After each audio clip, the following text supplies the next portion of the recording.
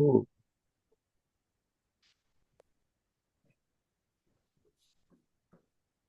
Well, here we are.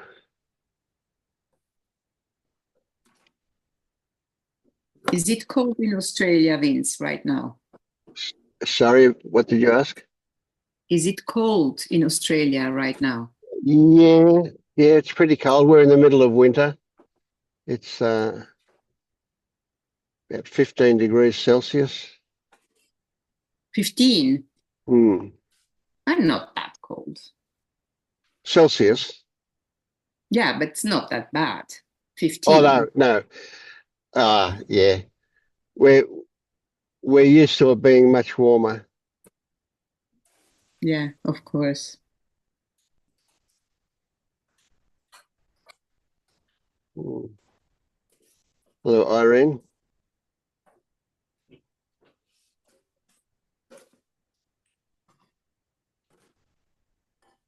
Where are you, Sylvia? In Switzerland, Okay, you know about cold then. no, close to Italy. Well, in summer we can get up to 40 degrees Oh, Celsius. oh, that's much But like here. Yeah.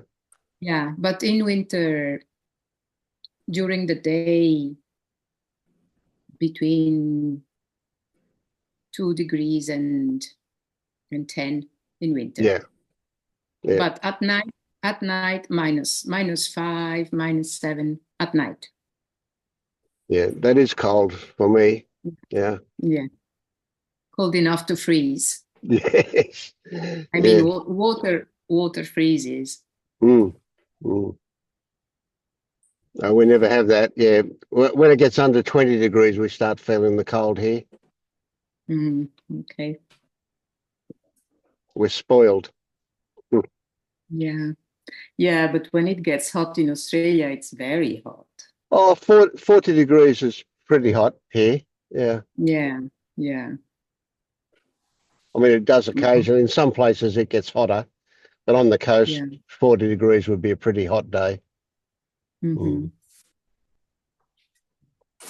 Mm. Hello, Angela.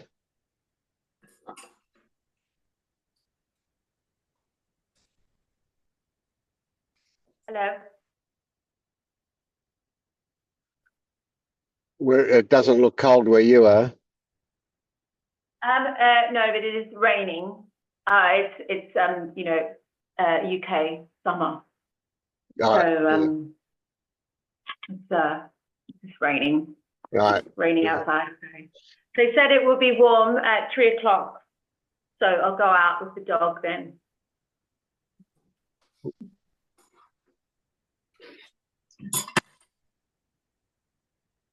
So what part of the UK are you? London, East London. Okay. Yeah. Yeah. Do you remember we spoke? I had a one-on-one with you a little while back. I don't remember. No, that's fine. I don't remember yesterday, you know, and yeah, that's pretty normal. I'm sure you speak to loads of people, and there are loads of people here. Mm. We, I think, not in a bad way, in a good way. You mentioned some things I was doing that was kind of bypassing, and I was really grateful to be called out on it because they were just grateful. It was weird because that's actually what I said something like, "Oh, I'm really grateful," and you sort of called me on that. You know, it's a story. And also you said something like, you know, the toxic starting point, you know, was probably still there. And then just after that, I went away with some friends and I could see it, you know, things I couldn't see before. I could see the way I was projecting judgment. You know, I was judging myself and I could feel judgment from them and I could just see it quite clearly. And it's really funny how you think you're seeing clearly and you're just not. You think you are, and you just think you're doing the work, you're listening to all the stuff, and meditating and think you're watching yourself, but actually it's just like you're thinking or you're telling yourself some shit. And I was like, oh, fuck. I've just been, yeah, telling myself some stories. I thought I wasn't. I mean, obviously, still am. Yeah, that sounds like good stuff. Yeah. You know, it was good. It was good. And I could see myself, and sometimes I still do it. Obviously, I still do it all the time. You know, the judging, feeling judged, and then like, and seeing all the judging of me, seeing the judging on me lining up, and then like, oh, it's me. I'm the judging.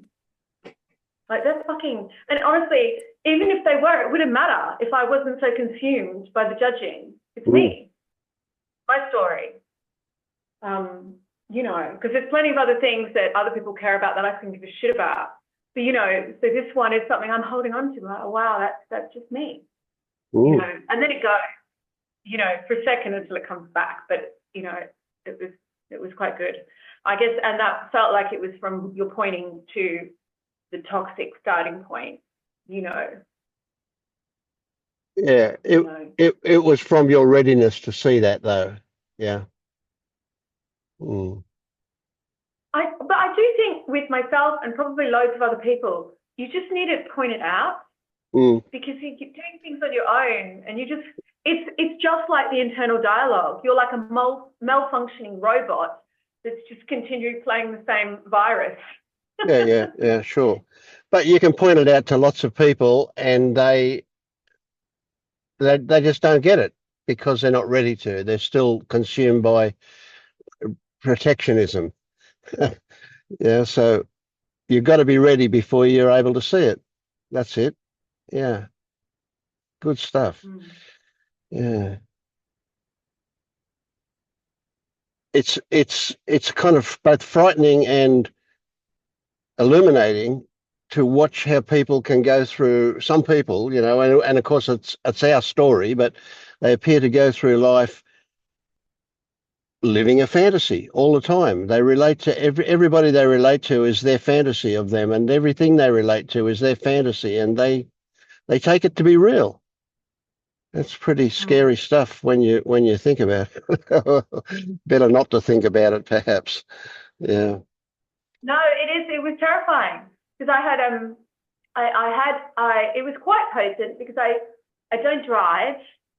And, you know, that was my first judgment. And we were on holiday and I had one kid and they had their kids and everyone else had to kind of take responsibility for me and my kid, you know, and also I was out of work.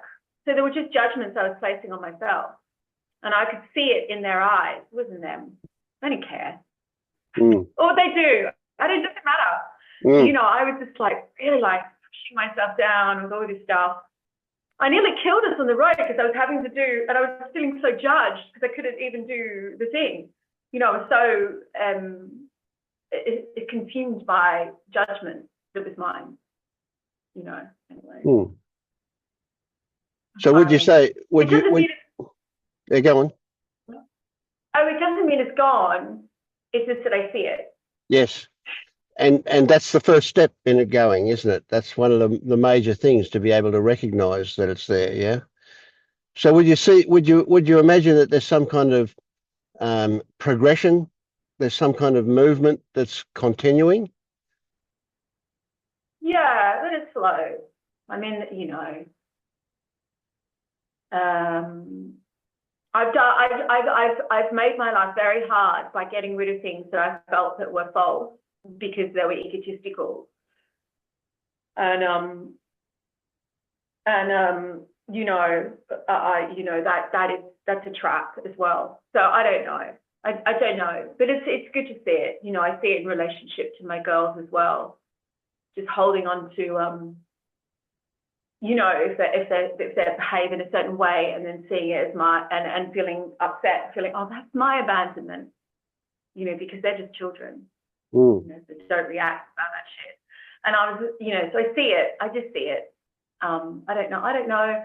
The other thing is that wanting it to mean that you move forward as a sort of not better person, as a more centered person, and that's just a grasping as well. So I'm trying not to do that. I'll just be myself. So if you are continuing to recognize these things when they happen, that must be changing stuff. It can't not.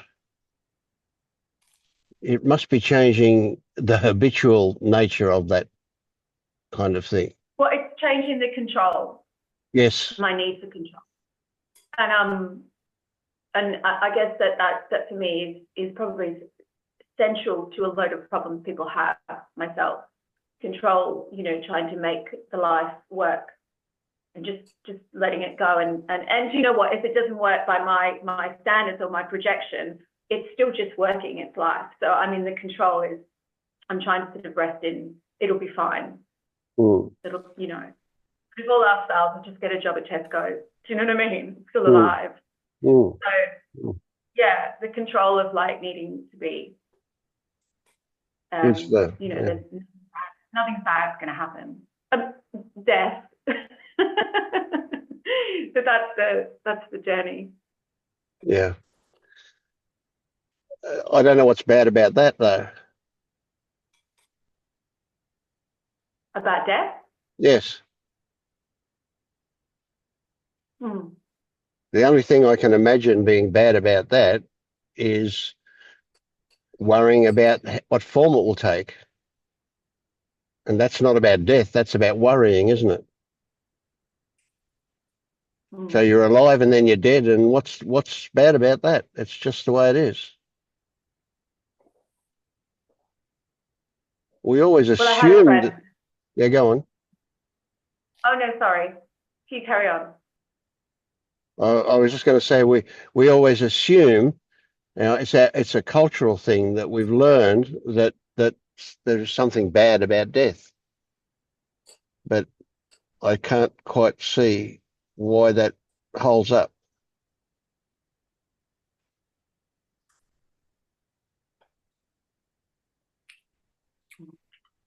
I think I was consumed by death from a very young age. I think it was all I ever thought about. And then I had like a psychedelic experience where I recognized that I'd made myself up. And so it was the character that I'd made up that I didn't want to let go of. It's not like I have any insight, but it was a moment, it was terrifying. And that character is the thing you're trying to, the brand you, the something that was holding on, that was creating, and it was like a manufactured me. And that was all that would die. Yes, absolutely, yeah. And it was an idea that was dying. Like the idea of me, like when you die, there's nothing. Who are you? Like it's just like this character. And I did. And then I have had a friend that died just recently, and he was so beautiful in his death. He just was so in love with life and his family and everything. And it was very precious. And I just, you know, recognized that, you know, if you could just stay in love, you know, and not like the control thing again, you know, in denial of what's happening, wanting it to be different. I don't know. There's no words. I don't know. Yeah, of course, yeah. And we don't imagine that he's grieving the loss of life. No, he had a brain tumor, so he should have been violent. He should have been all of these things. I mean, he was putting the toothbrush in his ear, the tea bags in the toaster. He was confused. And but he was just in awe of light. He'd be like, and I was like, yeah, I know, the sunshine, you know, like, and just looking at people picnicking, just being like, I was like, that's all you have to do, just look around. Yeah. Oh, I get that. That is absolutely lovely, isn't it? Yeah. Yeah, Fascinating. And he couldn't speak. Yeah, he was just more full of love than he was previously before the sickness. And yes. It was just the most precious thing I've ever experienced. Yep. And it's my story, of course, but what very likely happened was that brain tumor shut down the critical side of his brain. the left brain stuff. So he was operating from the right brain, which is exactly what happens when we wake up. We start operating from the right brain. And that's where all that love is. That's where all that wonder is. That's where all that beauty is. And the critical side just kind of can have a rest, you know, the one that says, yeah, but what about, but, you know, all of that stuff. Yeah. Who is that is he a neuroscientist? Ian, and he does the books on the right brain, left brain. Oh, yeah. What's his name? I don't remember. I've got his book. It was a little bit too academic, reading it. But it's a very interesting. I watched him interviewed by some Buddhist group, you know, and he says we have to sort of dial into our right brain. Is what he said.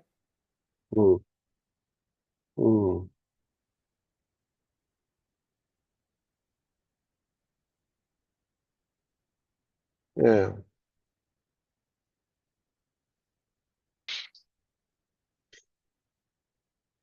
It sounds to me like you're in a pretty good place. Things are happening. But why are you here? Because I think that, why am I hearing this conversation? Yes. Tonight, yeah. Or today for you, yeah.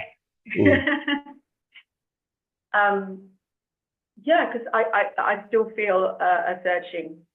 Yep. I don't believe it, but I don't believe in self, but I believe in self. Like I still feel like I'm looking through the eyes from my. I get that, yeah. And I still think it's me, even though I know it's not me. I still get the feeling that it's me.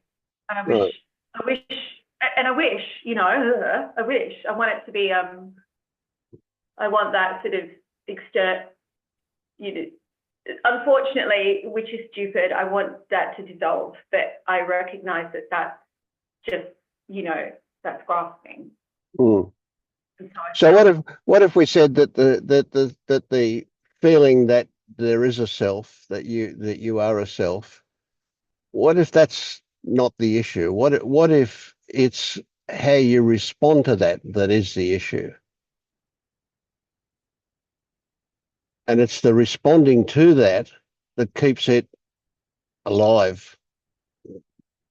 Shitty word, but okay, you know, you get what I mean. It's the responding to it that keeps the feeling there. That keeps and if we get a little bit pedantic, we can say that what it is a sense of self. It's not an actual self, we know that, but there is this sense of self. And when we analyze that a little bit, guess what? We come to the sense of self, the sense, all right? And we have sense organs. So that sense of self appears via what we feel, all of the sense organs maybe, and then we look at that and we go, no, there's no self in that.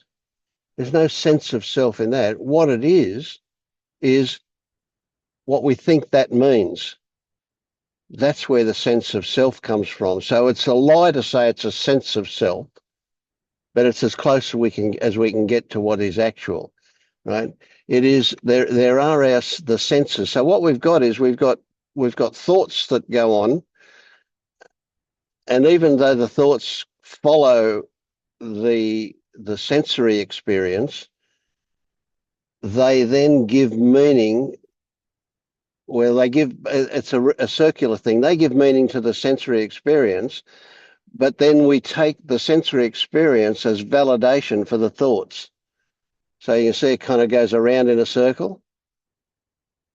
And so the whole thing, you can see how it's constructed, and it happens automatically. It's got nothing to do with intention or control or anything like that. It's just that our mind comes up with this story about who's here and who's doing it and how that happens. And then it gets validated, And then we have more thoughts about it. And we say, well, see, it's right. I have this sense of self. But if you look at what that sense of self is in detail, it's not a sense of self at all.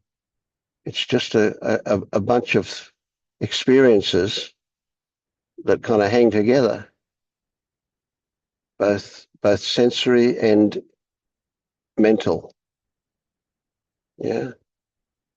So that's a nice little exercise for you to start playing around with what actually goes on when you get this idea that when it feels like there's a self there, looking at what actually goes on. And recognizing that there's a trap in that, and that trap is to put too much emphasis on what we think about it. See, so when we one of the ways of breaking that down is to look at a logical conclusion. If you have a logical conclusion, so if you say this plus this means that, that's a logical conclusion.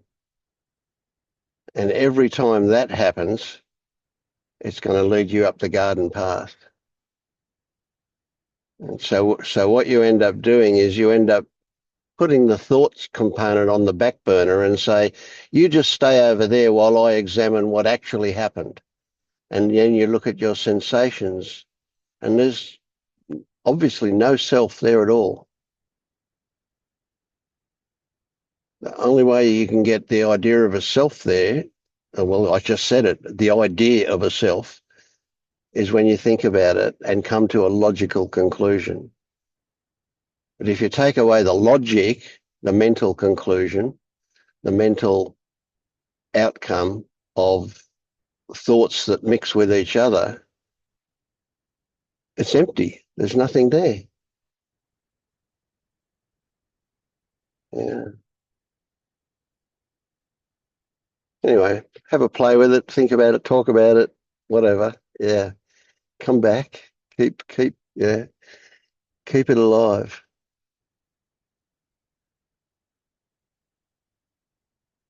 I could say, well, there you go. Look, perfect example. I just said the words I could say. Does that mean I'm referring to an I, a self? There's the implication that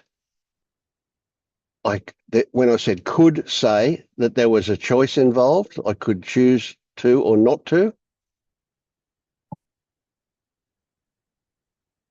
And even saying something sounds like it's the result of an intention, but none of that's accurate.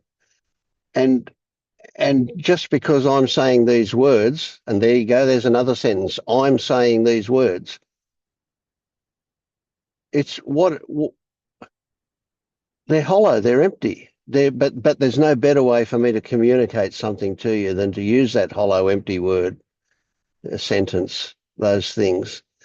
So if you think that there's a sense of self there, and you stop and examine it, you surely will come to the conclusion, what we just said about conclusions, you will come to the conclusion that it's just language. There's just not a better way to communicate some things with some people. It's a verbal thing, it's language, and that's what we say. It doesn't mean anything about an actual self being there. And you don't have to go back to the beginning and go looking for a self, because you won't find one. Right? A good classic way to look at that one is if you're looking for doesn't matter what, if you're looking for a watermelon and you go, oh, I wonder if there's a watermelon in the fridge, and you open the fridge and look in and you go, oh no, there's no watermelon there, right? Because you couldn't miss it, it's so big. And then you shut the door and you walk away and you go, sorry, Sorry. You're right. You go on. If you and you walk away and then you go, but I really want a watermelon. Would you go back and look in the fridge again? You know there's none there. You wouldn't. Why would you bother to go back and look again? And so when you know there's no self, you never need to look again. And it's kind of it's a weird one because yeah, go on. I do find myself doing the exercises where I'm doing it because I don't know where I am. I don't know what the I am. David, is it David Bingen? I've heard you guys, because I have watched a load of these recordings. I never can make it to them, to the sessions. We were talking about David Bingen, I think. And he says that it's really important to stop using the I, and the personal, to start talking about it in the as experience. And that's really helpful to take away so there is sadness or not, I'm sad, there is sadness, Yes. There is sitting, there is talking. And you said that's very helpful to depersonalize it. That it becomes, I think for me, I could just become obsessed. Yes, yeah. And sort of about that and get locked into that without actually going anywhere. It's more of a game, that I'm playing with myself. Anyway. Yeah. Well, I think it's important to, how can I put it, to be able to do that, but it's not so important to do it.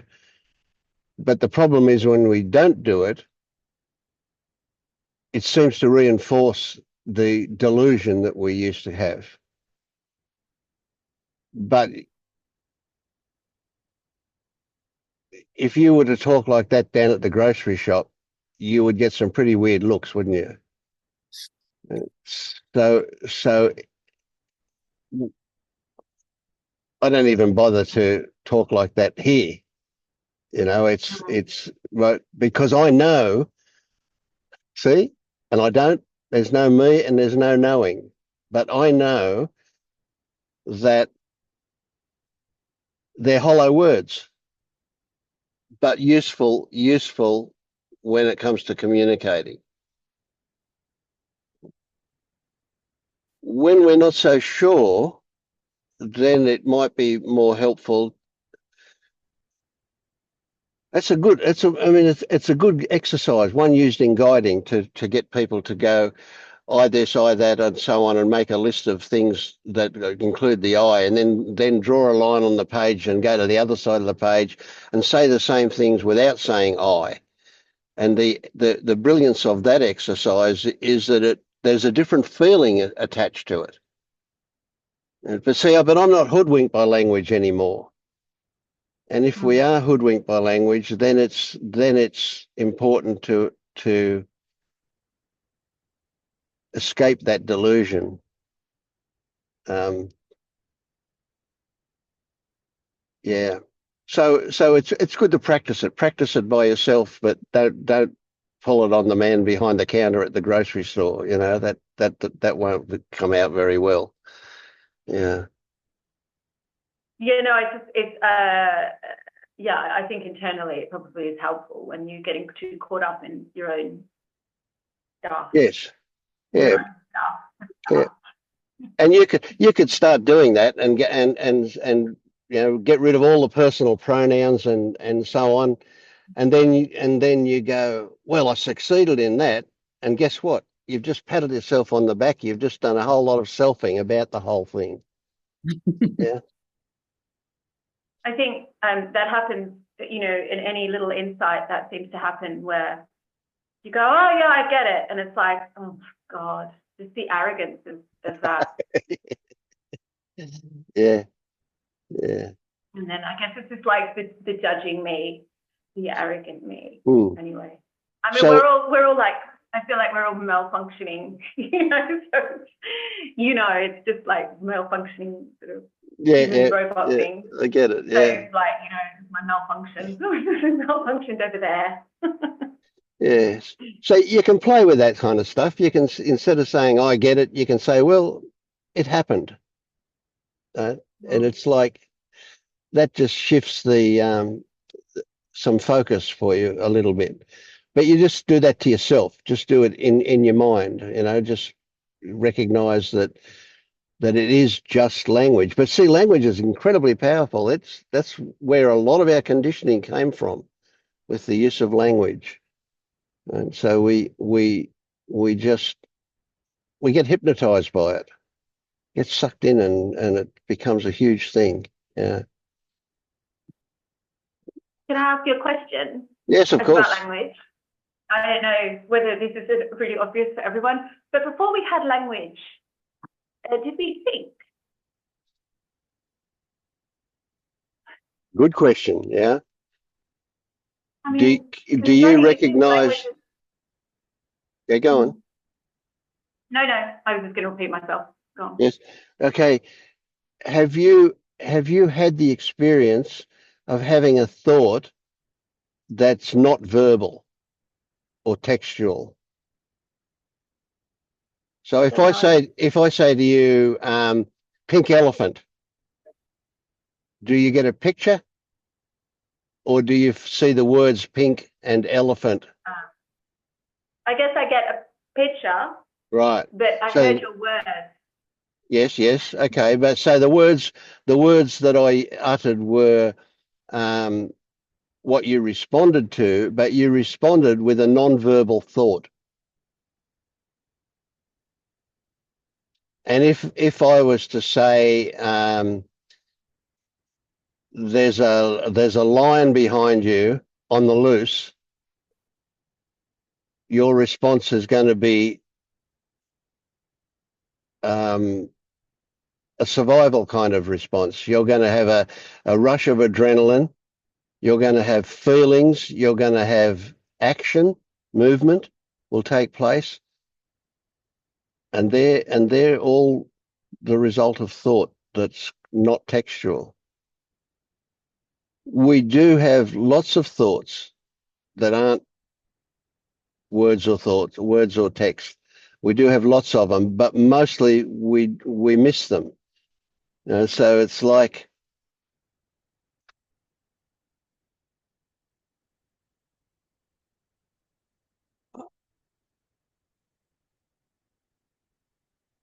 when we put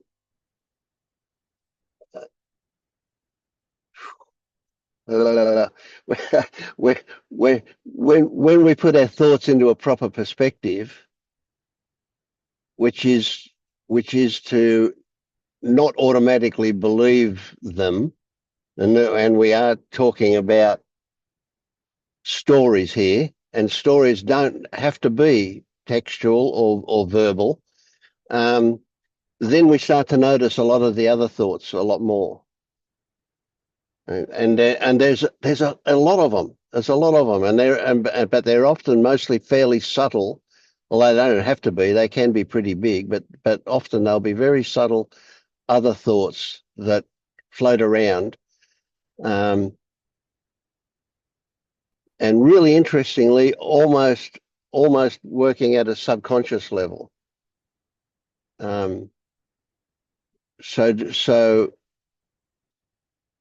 So before we had language, did we communicate? Absolutely, we did. Our body language is how we describe that with words today. But of course, you could exaggerate that, and you could see somebody who is feeling pretty relaxed and open and happy, and then the next person next to them is somebody who's fearful of being eaten by a saber-toothed tiger. And the body language is entirely different. And that when we see that body language, it communicates something to us. So sure, we had all sorts of things going on that weren't involved in words and thoughts. And of course, that's all just yeah. Yeah. Are they more? Is it more just emotion? Like, because emotions are connected to thought, so we were just emotively thinking.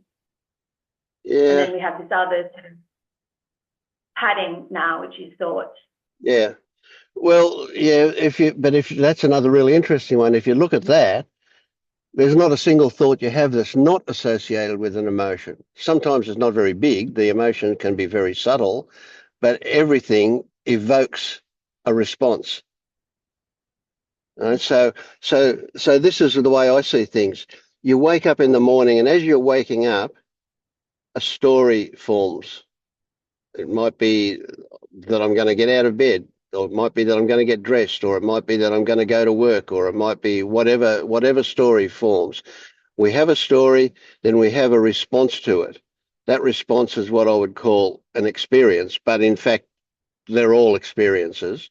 But that experience then stimulates another story, and then we respond to that, and that's another experience. And so this goes on all day. Story, experience, story, experience, story, experience, all day until you go to sleep, and then you do it in your dream probably.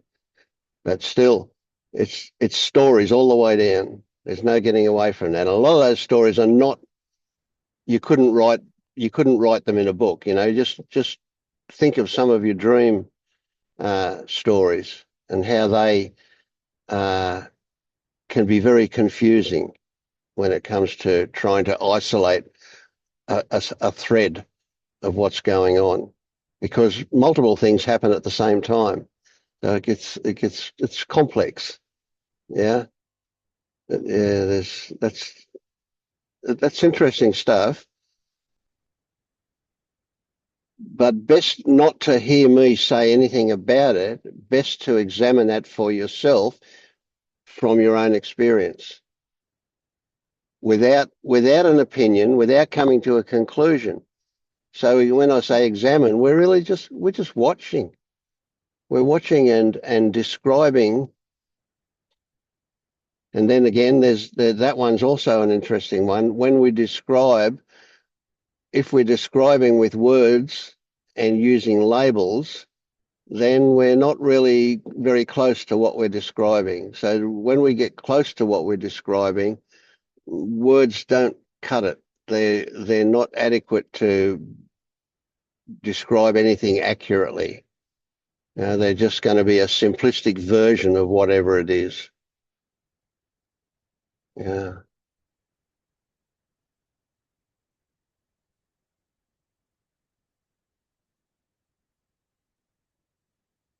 Thank you.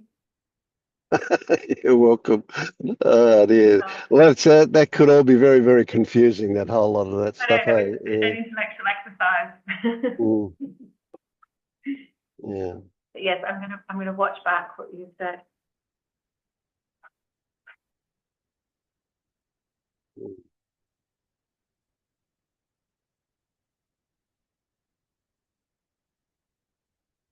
Vince. Yes, Sylvia. I'm just curious to know what all the people think about this. I had a conversation with my son yesterday. It wasn't the first one about this subject. So he sees spirits. He says he sees ghosts, and they sometimes speak to him. So he's not psychotic or anything. He's very, he's well. But yesterday he was telling me that the first time he saw a spirit or a ghost was that he didn't know at the beginning what it was, but he was very young. So what happened was that he was 20 and he was 19, and his 17-year-old girlfriend became pregnant. And before knowing that she was pregnant, he started seeing like a being. He said that he doesn't actually really see it, but he can talk to it and he can hear it. So that was the first time. And then she lost the baby, or she had an abortion. So after that, he's very connected to, we both are, but he's much more connected to South America than I am.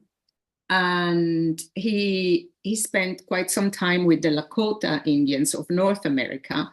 And there is in both culture, there is a strong belief in spirits also.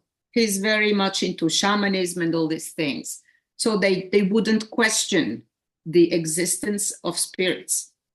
And, you know, I just listen when he talks to me, but I wonder, is this just a thought? Is this an experience? What is it? Because when I had my big period of awakening, of seeing through everything, and with all the bliss and all the honeymoon, which lasted for quite a few months, I had my certainty was that I really saw through everything. This was my feeling, my certainty, it actually was. And so I didn't see any spirits. I didn't see any of these things. Obviously, I didn't see any God, and etc., etc. Well, so, you know, when he speaks, I just try to, you know, to take in whatever he says without judging and without commenting even, because he's so convinced that if I maybe once or twice, it happened time ago, I tried just to question a little bit, you know, whatever he was saying, and then he goes like, what?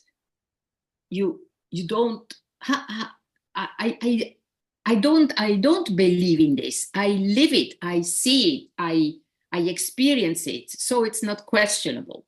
So I don't, you know, I just don't go there. Nevertheless, we often talk, and I have a whole bunch of friends who believe in these things, and they're lovely people. I like to hang out with them, but I never intervene when they speak about this stuff, because just, you know, it's not my experience. So what is this? I mean, I ask you, Vince, and I ask the other people as well, if they have some opinions, or if they have some experience with this, or maybe they have asked themselves the same question, because I don't really have an answer to that. There isn't an answer, I think. So yes, all right. My experience is like yours. I don't see anything that I would describe as that. But I would be very careful not to discount somebody's experience. I might discount in my head what they think it means, but their experience is their experience, and that is as real as the ground they're standing on. Right? So I would never question the reality of their experience, but what they're describing it as, what they think it means, how they are making sense of it, well, that's also their experience. So I wouldn't presume to take that away from them, or try to take that away from them. I have no interest in being right. I have no interest in saying that my experience is of anything is the only experience. I have no idea what other people can experience.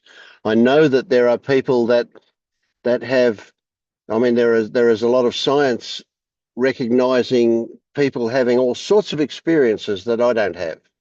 And so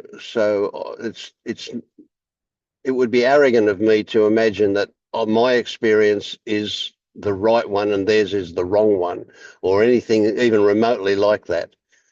So I would, it's like if you, let's say you meet somebody and they've got a physical deformity, or, well, maybe not even that. Let's say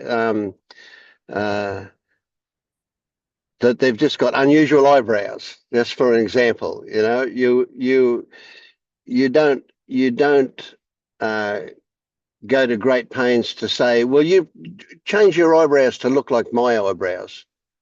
You accept them as they are, don't you? That's the way it is. And you fairly quickly stop looking at their eyebrows. It's just like that's just normal, the way they are. So I wouldn't know for a moment whether see, and then I come back to this idea of what's real, and nothing is real and everything is real. So that's a tricky one. I don't know. Let somebody else speak. I'm talking too much here. With anybody else have experience with spirits?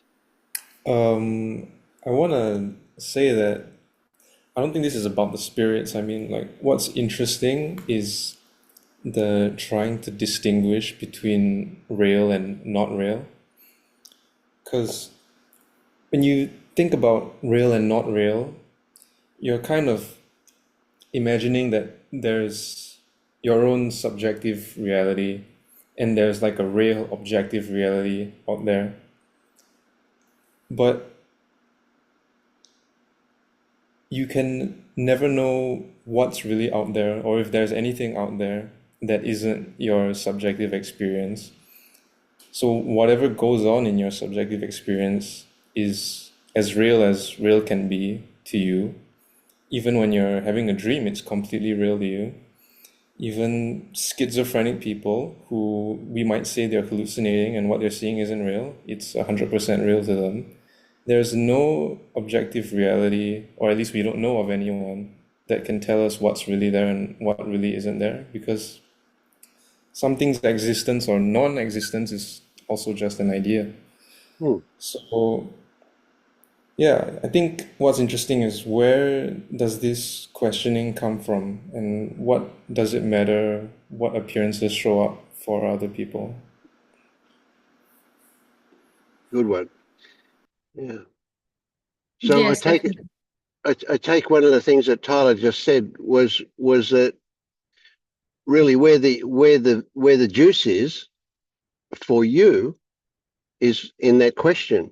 What that questioning about, how should I respond to this, or what is really going on, or whatever the actual question is for you. That's where it's valuable to look.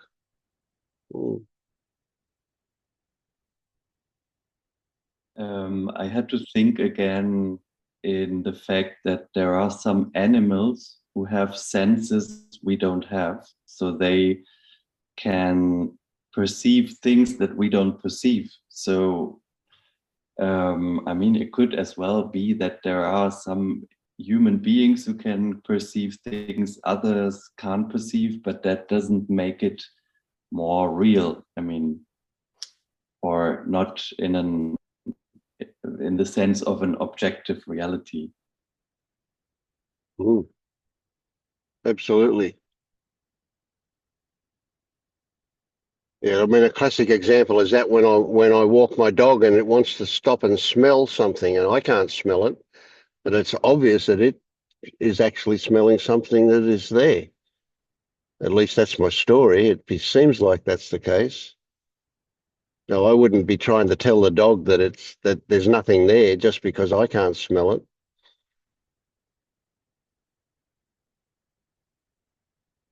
In fact, so this might be a better answer for you, Sylvia. And what I do when I'm walking the dog and it seems to always want to stop at the bottom of a power pole and smell that, because that must be, I imagine that's where other animals hang out more. So and it's smelling the scent of another animal that was there. I'm patient. I'm absolutely patient. I stop and let the dog smell it. I don't try and drag it away or keep it walking. I stop and allow it to do what it wants to do. So yeah, go on. I'm a patient, and I'm intrigued, and I listen to his stories. Maybe what question is that he or his friends, they give these entities a lot of power, like as if they could guide him or them. as if they were sort of higher. Also, there are malevolent entities. So to those but it's like as if they were, how can I say that? I don't know. As if they had the power over us, something like this. My friends in Colombia, I have a lot of friends in Colombia. They all, or most of them, they believe in what do you call that in English? You know, when somebody makes like magics to you, and they make you feel sick, or you know, they go to some sort of sorcerer, and they send you bad energy or good energy, or you know, all this stuff. I mean, in those realities, most people believe in that, and so they give those entities that they see, either they see them or they believe in them, they give them power, as if we were in their, as if we were under their domain. I don't know how to express. Yeah, I get what you're saying, and what it occurs to me as you're saying that is that I see people every day who do the same thing, almost exactly the same thing, only they do it with money, or they do it with religion, or they do it with possessions. They give there is power. They imbue a piece of paper with power. I need that money. I have to have that money, or it's good to have that money, or whatever. So it's not so crazy, you know, because it's just because of spirits. I see people all day, every day, giving power to things that it's more obvious to me don't have any power.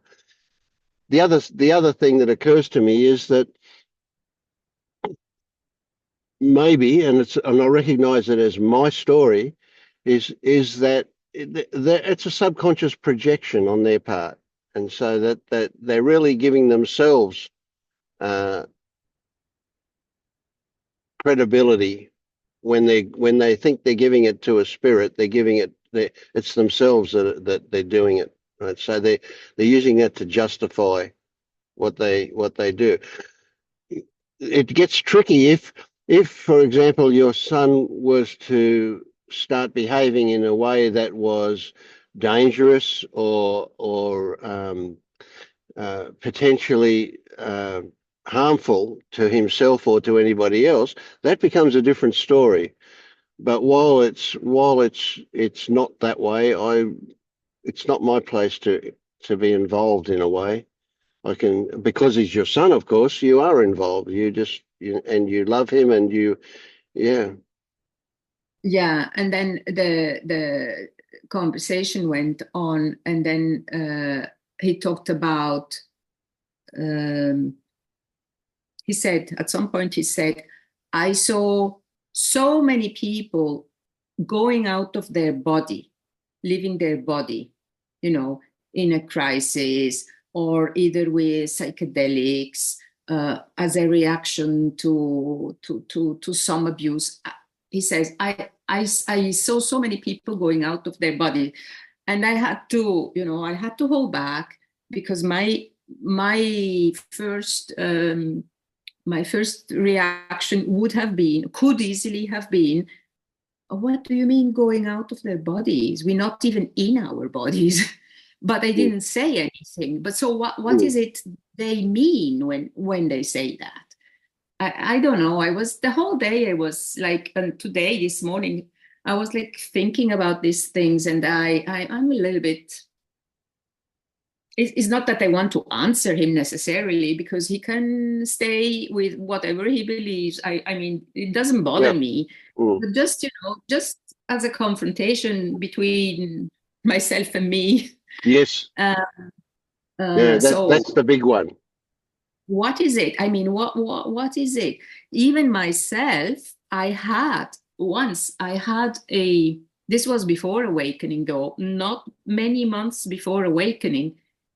I had, as a consequence of a psychedelic experience, I had this impression that I went up like a rocket, I went up very, very quickly at the speed of light, and I left my body. And then this body was like sitting there empty, and I was seeing it. And I felt I was in the middle of the sky, very far away. So what was this? Because I know I'm not necessarily, and I'm not an I in my body. So what are those experiences? There's no answer to that. We don't know. So this comes back to a daily thing with all of us who are on this journey that we're on, and that is that if we focus on the absolute, what actually is there, we have to come to the conclusion that we don't know.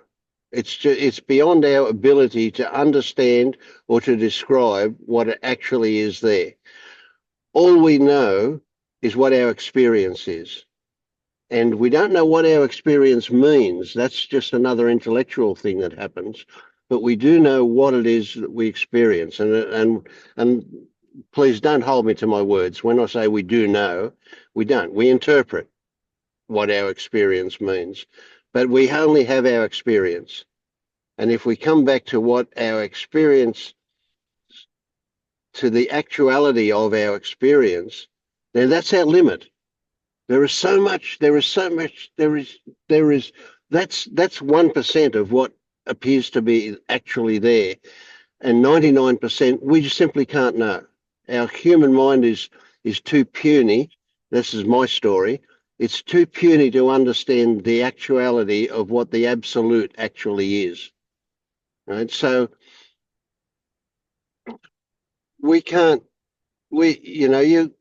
a classic example is a tree. You take a tree, and you go, well, there you go. There's a tree. I'm looking at a tree, and I'm doing it mentally. So, right, but there's no such thing as a tree. When I look at what my experience is of color and shape. If I'm at a distance, and even those words are not very accurate. Right, so I have to get more accurate. If I go right up close to the tree and I touch it, there's still no tree. What there is the sensation in my fingertips as I touch it, or there's a smell, or there's color, right? The color of the trunk or the color of the leaves or whatever. But there's no such thing as a tree. That's just a concept that I add to things. So what is the actual thing that is there that I'm touching and smelling? I don't know. If the dog next to me and the insect next to the dog, everybody has a totally different experience of what that tree is. That tree to me is my experience, and how I explain my experience is peculiar to me. So I don't know what the absolute is. I have no idea. And it doesn't matter. What matters is what my actual experience is. I think what I was thinking, Sylvia, what struck me was his reactivity when you challenge that in him, but it might not be real, and he wants to hold on to it. But I see it and I do it, and and if we believe in something so strongly and we're in that sort of community, and I'm thinking of when I was in the church community, we want to believe in that so strongly because it gives us something to hold on to, and kind of like an identity, Oh, sure. that there's something out there so powerful, and people can do it with God or money or shopping. They can hold on to it, and if you challenge it, or even non-duality, I've got reactive over that. with my initial awakening. Don't take that away from me.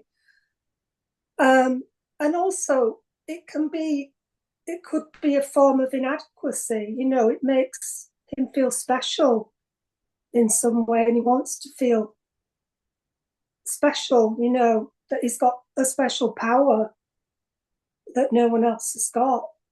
And you even get that in non-duality circles. Some of the teachers, you know, like as if they've got a special power, and I'm going to give it to you, this special power, if you do this and that, and, you know, come on enough seminars and retreats and things, you'll get it eventually. Those are just the ideas that cross my mind. I could be totally wrong, but I think it's interesting that he's quite reactive about it, because if you're sure about something, I don't think you're reactive about it. I think you're like, fine, you don't believe it, well, your problem, not mine. I don't know, just an idea. So Sylvia, when your son said, I don't believe this, it is something I live, do you feel that he was being defensive? Obviously, I'm asking just for what thoughts, what happened for you when that happened. Was he being defensive? Was he protecting that view of the world? No.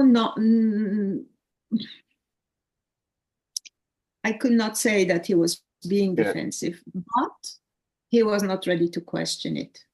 Yes. So he made it sound like it was a fact. It was just a plain fact, and there was no question about it. Yeah. Well, without doubt, that is his experience. And I think we need to respect that is his experience, especially if it's not causing any problems or difficulty for him. It's just that it's not my experience. It's not your experience. Yeah.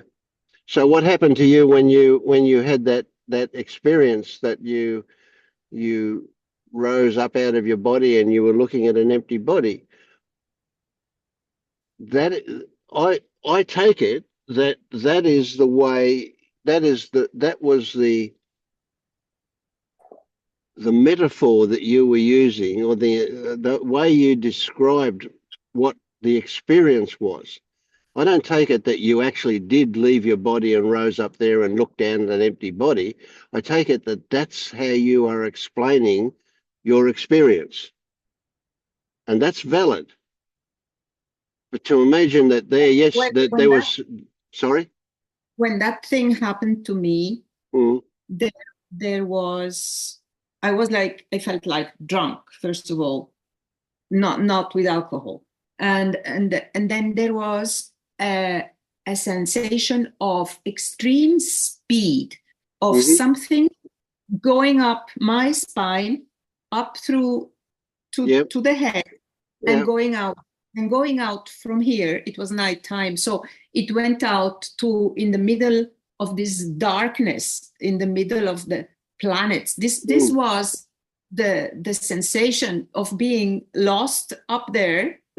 And what came up was extreme panic, terror of not being able to go back, and that I was still able to think. It's not that I wasn't able to think. Well, because that's where the terror came from. The terror, exactly, because my thoughts were going like, my goodness. Yes. What if? I'm going to be like that for the rest of my life. They will have to take care of me. I won't be able to work. I won't be able to, not even to wash or to eat. So I will be like extremely handicapped for the rest of my life. What will happen to this body? This was total terror. I would not wish this experience to anybody. But then what came afterwards was extremely interesting. So first stage, I was in the cosmos, or I don't know if it was Yeah. watching the darkness and like far away movements of planets. This was the first. The second was I was in the middle of dinosaurs. It was not me, my body. There was a watching and then a viewing of enormous animals, enormous plants, leaves about that big. So a reality, primordial reality, let's call it. And that went on for a long time. Appeared to be a long time, yes. Yeah. It looked like a long time, but I was able to reconstruct afterwards that it was actually a long time. Because people then the other day in the afternoon told me things that they saw. So that was the second part, the dinosaurs. Then there was a third part where I was in a world of in Italian it's amphibi.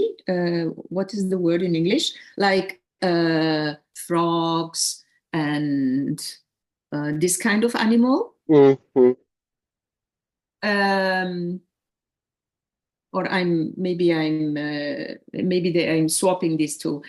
And at the end, the fourth part, I transformed, and this was the physical body had the experience of being transformed into probably was a puma, an animal, like one of the big cats, you know. So I felt my claws on the ground.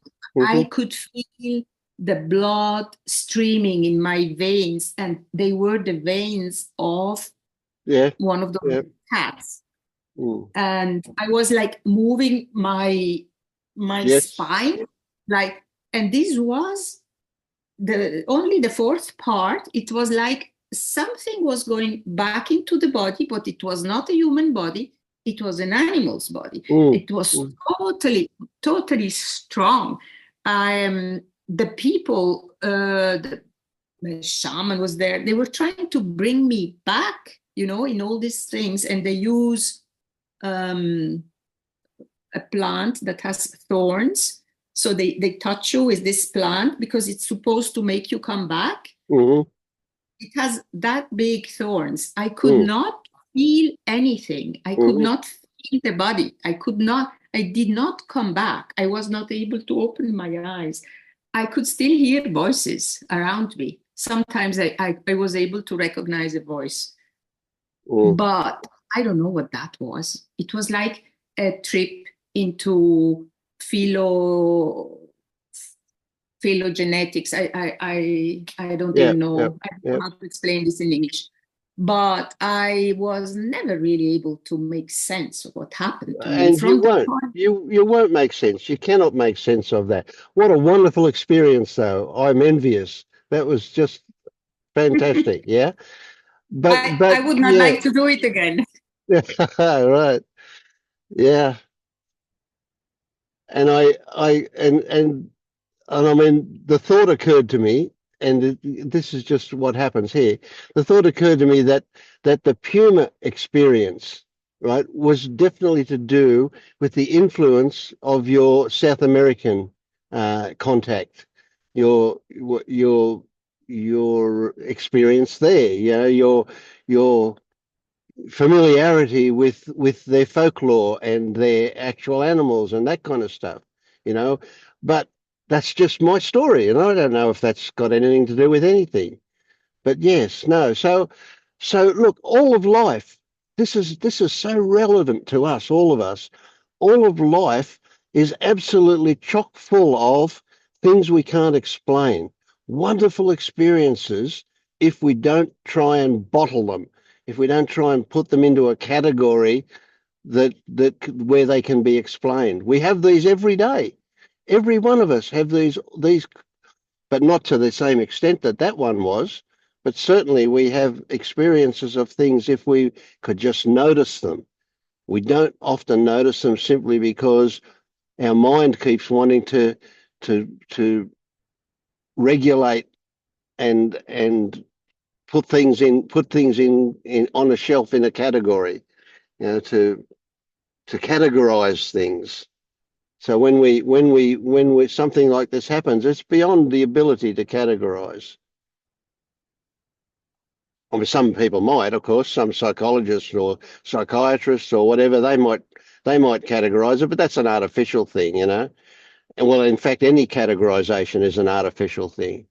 The reality is there was that experience, and your way of explaining or describing that experience works well, because I was able to follow along in my mind and my body. I certainly felt things when you were telling that story. So that was fine. Yeah. What really happened, I have no idea. Yeah. Actually, it Yes, doesn't matter. Definitely what Tyler said earlier made me clearly see that sometimes there is still here an imagination that somewhere there must be something objective. Yeah. Well, Although, and that could be right too, but that's the absolute that we don't know about, right? So it's just like, yes, of course, we will go through life imagining that there is something objective out there, and there probably actually is, but maybe there isn't. I don't know. Maybe everything that we take as physical is thought created. That holds a lot of validity in my mind. Yeah, Like, something I wanted, sorry. yeah, go. Yeah, go. Jump in, please. No, Yeah. something I also wanted to ask Sylvia was earlier you mentioned thought and experience as if they're two different things, but like what's really the difference between thought and direct experience? And I want to go back to a part that we kind of glazed over earlier, but I thought it was really juicy, is when you were talking about the spirits telling your son things, and you were also talking about people in Colombia, like with this black magic and these curses and stuff, and how you don't believe it's real. And I wanted to ask, what's the difference between if some Colombian dude gave you a curse to tell you that you're going to be sick, but it doesn't affect you because you don't believe in it. What's the difference between that and, say, a close family member saying something very hurtful to you, and that makes you feel very affected and hurt? What's the difference between those two things? The only difference is the belief in the meaning behind it. So, and then another thing is, you also mentioned, your son and some of his friends, they believe these spirits are higher than them and they have authority, and that worries you. But what's the difference between him feeling that he should listen to these instructions and listen to these spirits because it's valid, between that and you should listen to me, I'm your mother, so what I say has validity to you, it has relevance, or you should listen to the police because you should follow the law, the government is above you, it's a higher power, you should listen to that. What's the difference between all of these things? It's really only belief at that point. And maybe for you, the conflict comes between you don't believe in these spirits being higher, you don't believe in these curses having power, but maybe some things seem more real to you. Like there's some belief if a close person says something hurtful to you, that makes you feel something, that comes from belief. Or, you're there's some things totally that right. there's some things. Totally. Go on, because your pointers are wonderful. Continue more. I've only got a bit more, but yeah, then, maybe in your own experience, you listen to what some people say or some organizations say, even this whole non-duality thing, something you said, like your son saw the people rising out of their bodies, and that created a reaction in you because maybe you hold the belief that there's no spirits in here, there's no souls in here, I don't exist, we don't exist. But that's as much of a belief as I'm a person and I exist. You know, in the end, we never know. There could be something non-physical, like some soul or some spirit inside our bodies. that doesn't indicate that that's what we are, but we can never know that there's nothing there. So I just want to point at looking at the belief that there is no self, that there is no I, because that is also a belief. And the whatever, what non-duality points to is not to believe that there's no one here, it's to not believe. That's the bottom line. And you can't take the belief that says I don't exist and use that to replace the belief that I exist. Because a lot of reactivity and suffering stays after that if you use that as a means of bypassing.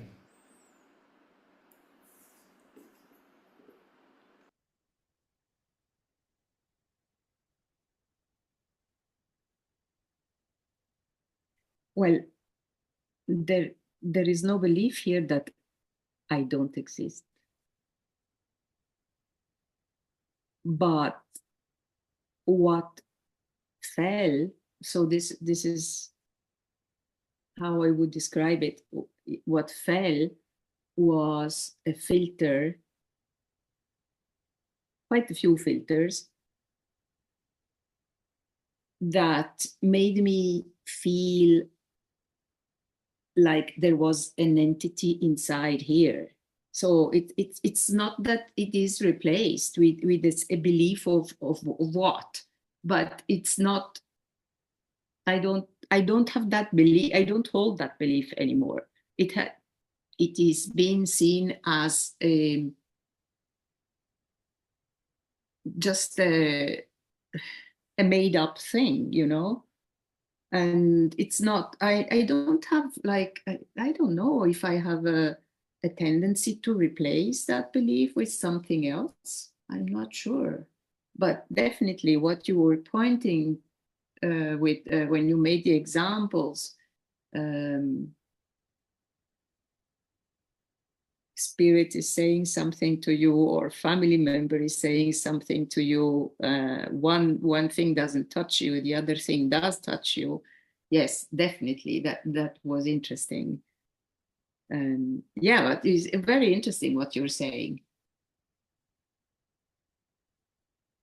Mm. I will reflect on that a bit more.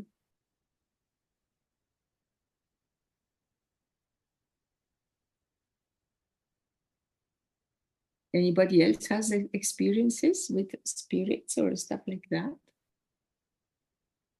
Yes, I do. Not me personally, but before I moved to Buenos Aires, I spent 1 year in Uruguay.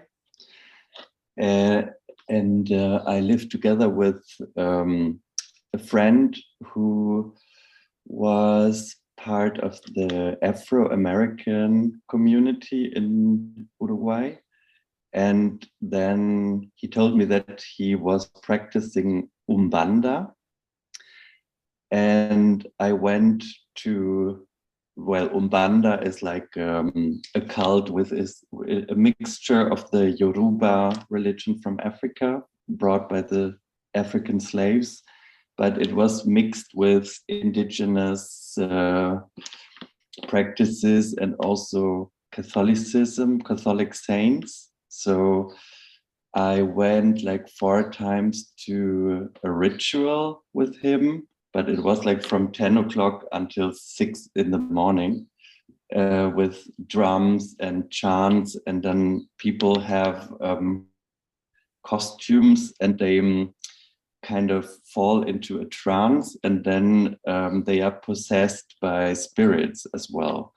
And I mean, I lived together with this guy, but on this, I mean, I didn't take part in the ritual, but then sometimes you go out to the garden when there is like a break in between the chants, and then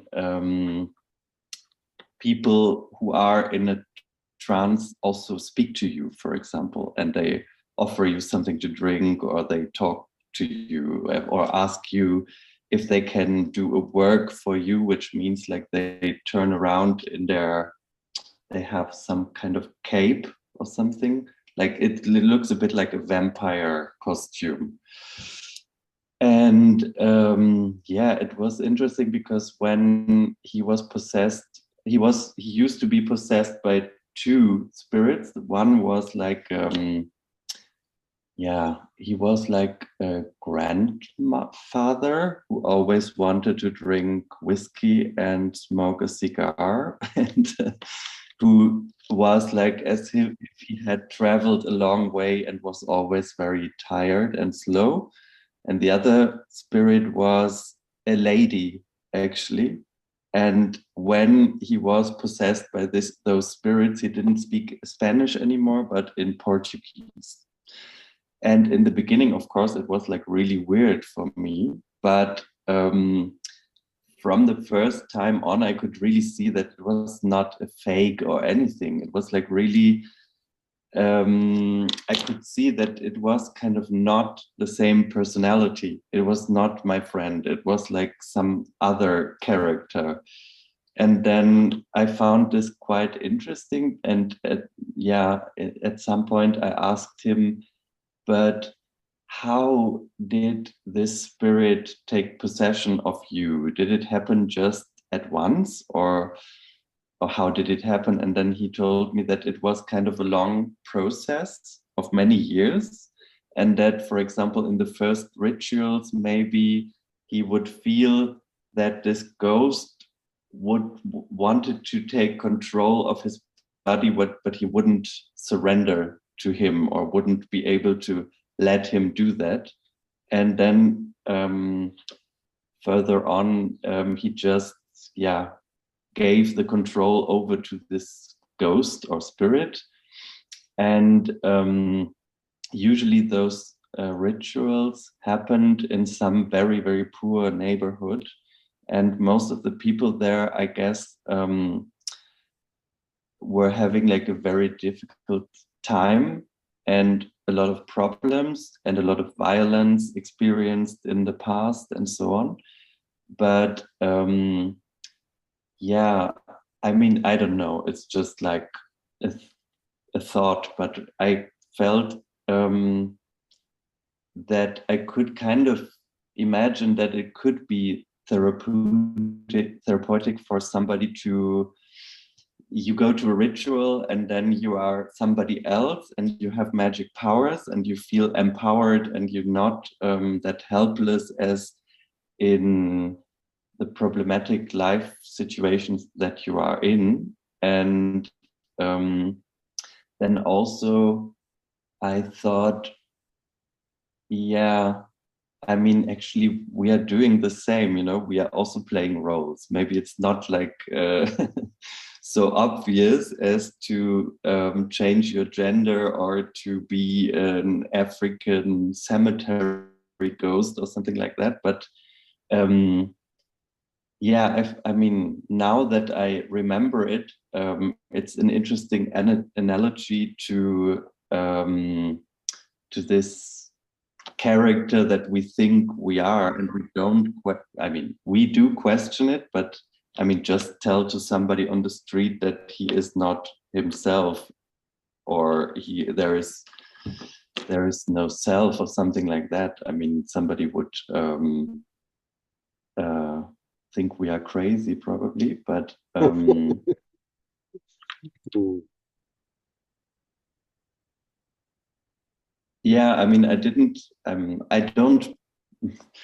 I was quite impressed, because I thought like I would never be able to surrender to this kind of belief,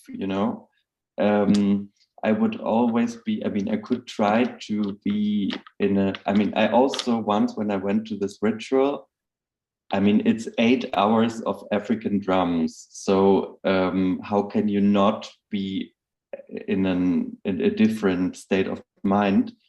And it happened to me, I don't know if it was a trance or something like this, but just from observing and listening to the rhythms or feeling the rhythms, in one of the sessions, I started to cry, and I didn't really know why. And then a lady came to me and also asked me if she could do like a magic work for me. And I felt really taken care of. It felt like after she did that, I felt really that I could share my mood with someone. So I could kind of imagine, although I would never be able to believe in it, but I could imagine that it's like really something very transformative, or I don't know. Yeah. Yeah. It's valuable, I think, to appreciate that we all have abilities. Maybe it's not quite the right word, but that'll do. To be what we don't know, what we yet think. Yeah, yeah. That many years ago, I had a period of my life where I was a practicing hypnotherapist, and one of the things that I read when I was doing that work was that the human body in a hypnotic state, you could touch somebody on the arm with a pencil, but tell them that it was a cigarette that was alight. And in the hypnotic state, they would feel a burn and the body would generate a blister. Yet you've only touched them with a pencil. And so what that for me, what that reveals is that we all have, we just don't know what we're capable of. What the mind can do, what the brain can do, what the body can do is way more than what we imagine is possible.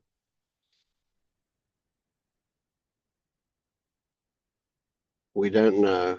And there's been psychological studies that suggest that every one of us could become a murderer under the right circumstances, or anything, any range of things. So we imagine that, oh no, I could never murder somebody, but given the right circumstances, you could.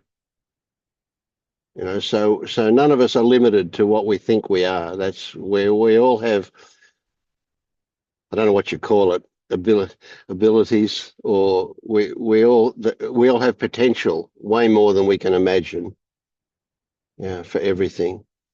And in what we're seeing that here as we wake up, we're seeing if we were to measure things before things started, and as we wake up, did brainwave studies, we would find that things change in our brain, and that gives us a different experience of life. Every one of us has this capability, whether it's known or not.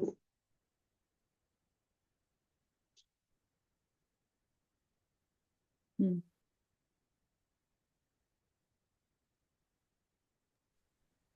I think it's really interesting, this area of belief, and what Tyler was touching on as well. And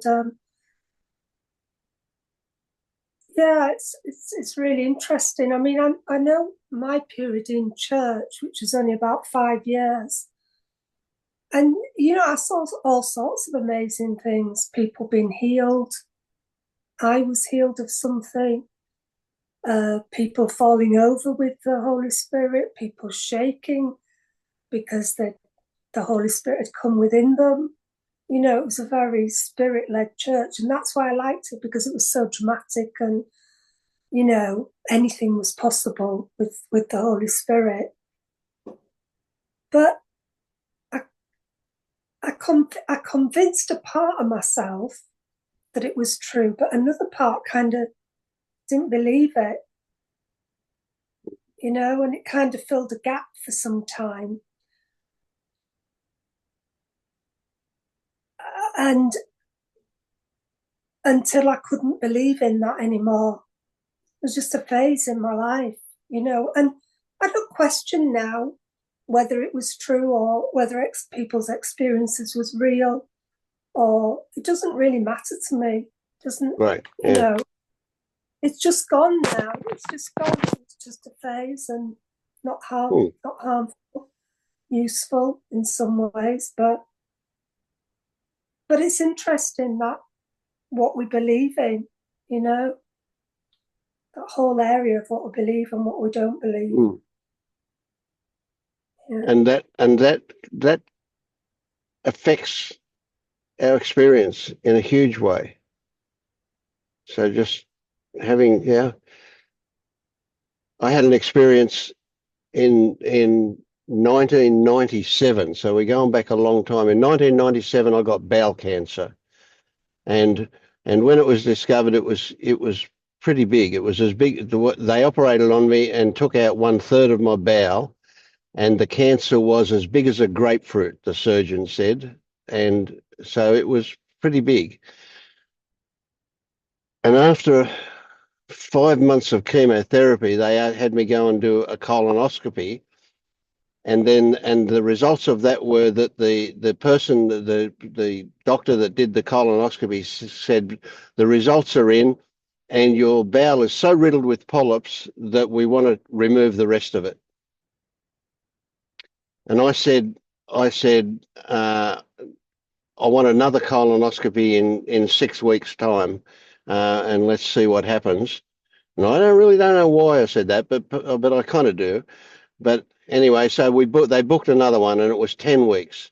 And what I did was I went up to an ashram up in the Belgian Valley, and I did yogic cleaning for a couple of weeks, and I did an awful lot of self-hypnosis and meditation and yoga nidra and so on. And I came back, and the same doctor, the exact same doctor that said he wanted to take out the rest of my bowel, did another colonoscopy, and he said, you know what? He said, I think I made a mistake. He said, because I cannot find any polyps. In 10 weeks, I went from a bowel riddled with polyps to no polyps at all. I have no idea how that worked. I can imagine that it was stuff that I was doing, but it wasn't. It was what I believed, I'm sure. But I saw that happen. That was, and it was scientifically documented that that's what went on for me. So it wasn't, but what it was a potential that happened. You know, something happened, and whether it was my attitude, and it was definitely, I think, was my attitude towards things. I had, well, the reason that it happened after 5 months of chemotherapy was that I was feeling really bad from the chemotherapy. I was really depressed after 5 months of chemotherapy. And I said to the oncologist, I said, what happens if I don't have the 6th month, the last month, because I was supposed to have 6 months of chemotherapy? And he said, oh, well, that last month would give you a 1% better chance of it not coming back within 5 years. And I said, well, fuck that. I'm not going to have that last month of chemotherapy. That's just too bad. And that's when I went and booked. So what I did was I kind of took back responsibility. The feeling that I had was that I went, right, it's now up to me. The doctors have done what they can do. It's now up to me. And that, I think that's what was more effective than anything that I actually did. Yeah. So, but anyway, regardless, I saw magic happen.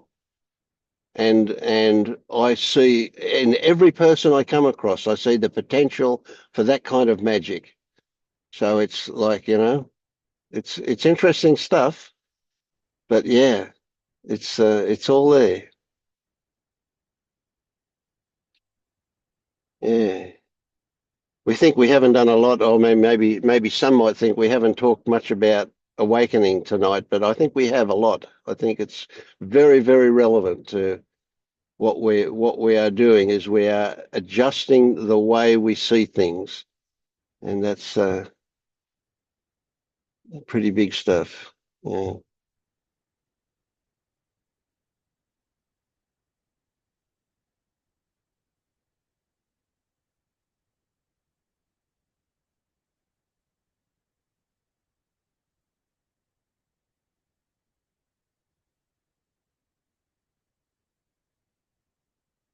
How about you, Dennis? How's life been for you? Haven't seen you for a little while. Hi, Vince. Hi, everyone. Yeah, no, I was away, Vince, on holidays for a couple of weeks, so I'm back. I feel like you, Vince. I was driving today, so I'm in the car. Yeah. I noticed the car. Yeah. Um, just listened to people's conversations there for the last while as well. Noticed a lot of frustration. I think what I'm dealing with at the minute is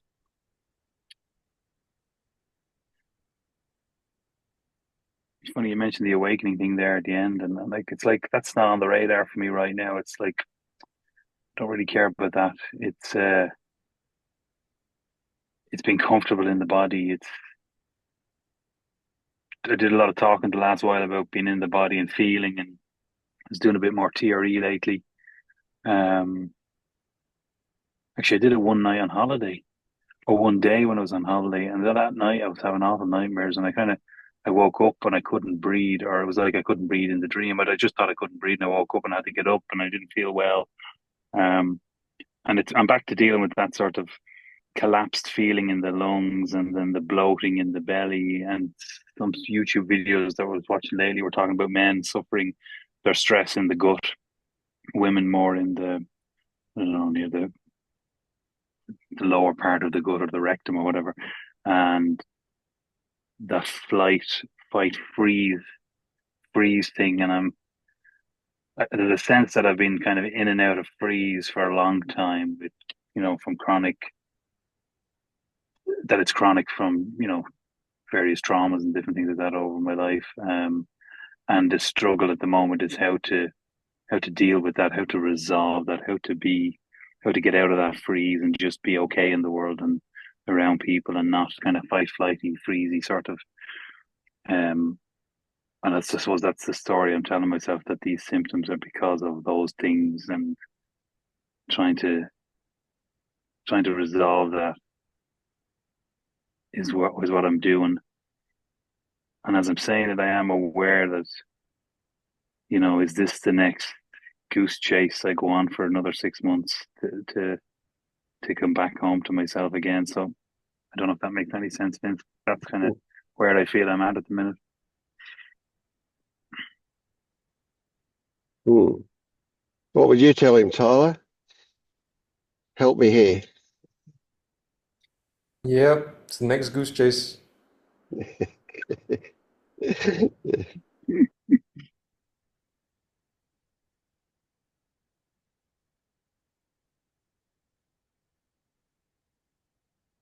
So already when you say goose chase, you're implying that it's going to be futile.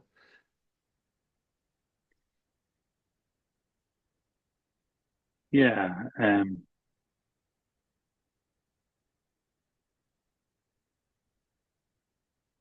It's a paradox. It's like there's nothing to be done, but there's something to be done. Whether it's TRE, whether it's, the reality is the body is very tight. There's symptoms. There's me in the world and how I communicate with people, how I go about my day, and that feels off. And to get that to be more natural requires work. Yeah. So even the beginning of what you just said, you were describing Dennis doing things in order to achieve something. How does that ring for you?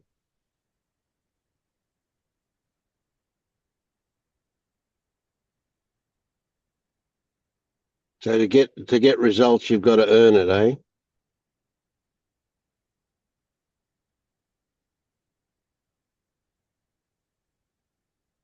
So yeah, I kind of feel like I'm caught down a tight laneway.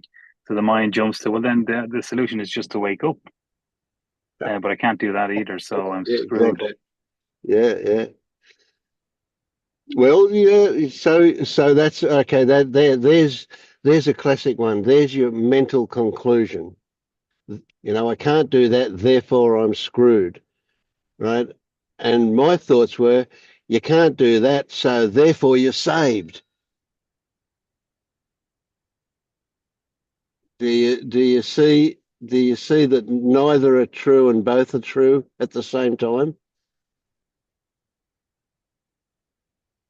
It's more like, if I'm to put what you said into my words, it's more like none of it matters.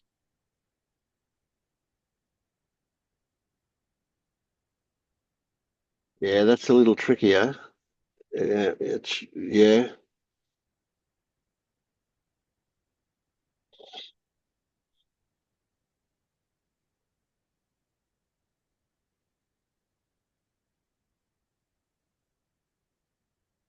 Dennis, you seem to believe that things aren't okay the way they are. How do you feel when I say that? Yeah, that rings true in the sense that for a lot of the time in the past, now looking a little bit ahead to the future, things haven't been okay um,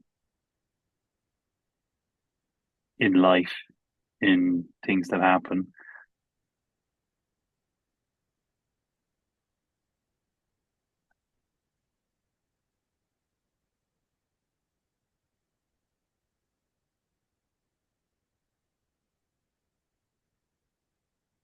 I'm very conscious of the listen to the mind now. Well, if things are okay, you just do what you want, eat what you want, go drink and do. Everything's grand. It doesn't matter. Just do whatever, and that can't be the solution, or the if everything's fine, then this. It's not then that. So it's then what.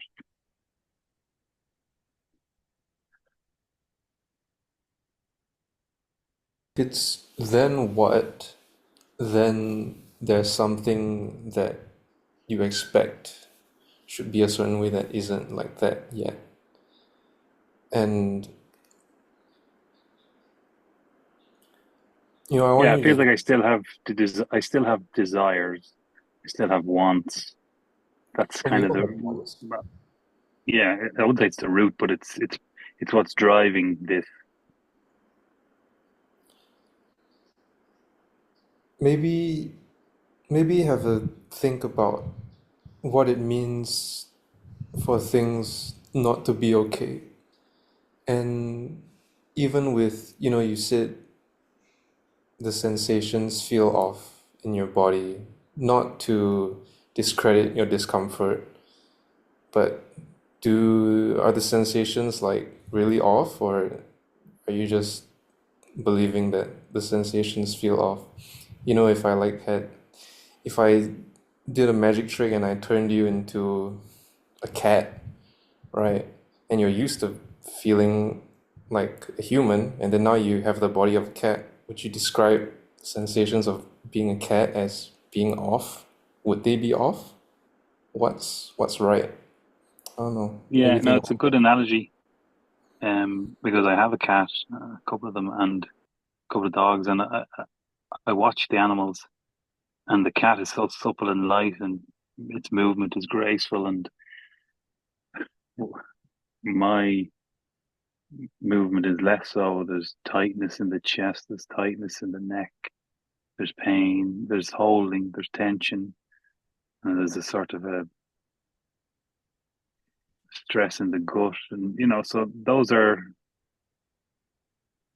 physical sensations, feelings. I hear what you're saying. Are they right or are they wrong? Or should they be there? Shouldn't they be there? I mean, they're there. There's a desire for them not to be that way. There's the knowledge of, when people talk about shifts and clarity, that there's peace and there's relief in physical body. So there's all that going on. So I suppose I'm just caught at the moment in a bit of a thought storm, or believing my own thoughts in some subtle way. Um, Something you said subtle earlier fears. grabbed my attention. Yeah, And you said, if nothing matters, and I was to go off and drink a lot and do abuse my body or whatever the details were. It doesn't matter. That you spoke like that was the outcome of recognizing that nothing matters, that you would do bad things, or that there would be consequences that were bad from that. And it occurred to me that that's not the inevitable outcome of recognizing that nothing matters. What? Yeah, I think you're right, Vince. I think what I was saying there when I talked about what you just eat what you want, have some drinks, it's actually that's the past. That's when you're feeling off, you might eat to feel better, or you might have a couple of drinks to quieten your mind. So it's just referring to the past and what you've done for relief. Exactly. Yeah. Yeah, that's big.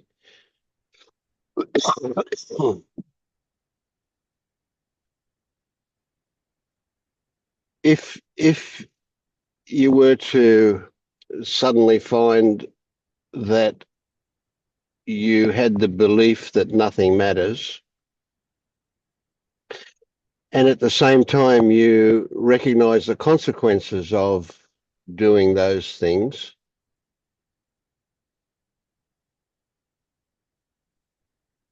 still Then nothing.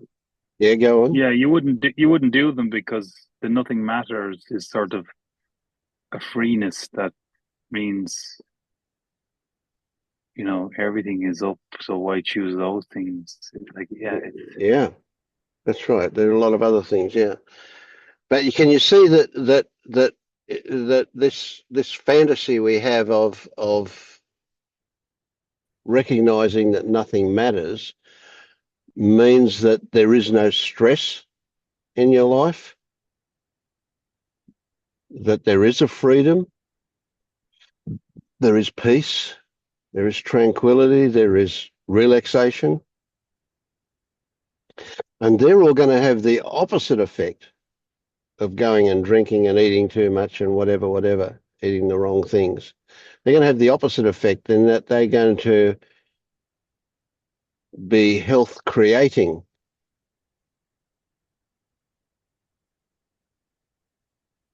yeah. What jumps out at me is that things do matter to me, whether it's doing well at work and keeping your job and staying healthy and being a good father and dealing with the very busy life and family and all those things. So they do matter. So it would be false to say nothing matters. Like those things Yeah. Okay, I get matter. it. I get that you can't allow that nothing matters to happen at this stage.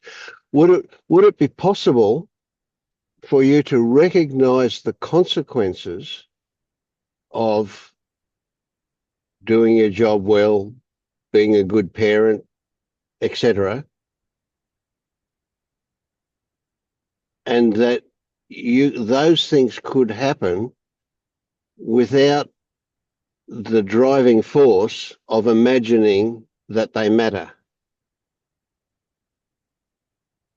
Can we separate those two things? Yeah, it feels like if I was less caught up in all this concern and worry and I was more free, I'd be freer to be better at all those things. Naturally, maybe the word I'd use. Yeah. So I don't know why the concern is here, but it is here. Yeah, I get that. And let's not deny anything that's there. It's important to appreciate that if it's there, it's there.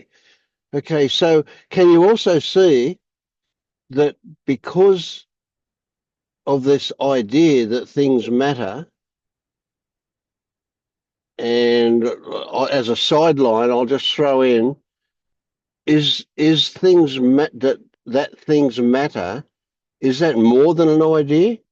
Does it exist in any other way than an idea? Is it actual in any way? Or is it just an idea that you respond to? And that's just a sideline. Let's just push that aside a minute for a moment. Can you see that?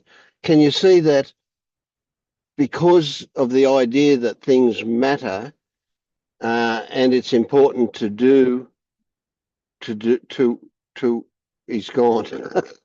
Vince, you were too much for him. Yeah. He'll be back.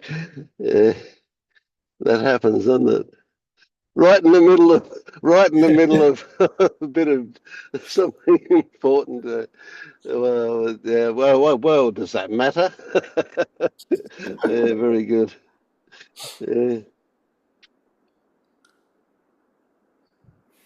Yeah. Can I ask you something, Vin? Yeah, of course. Until Don't ask me. Yeah. Carry on back. Can you hold that thought? You run off. We'll get back to it in a second.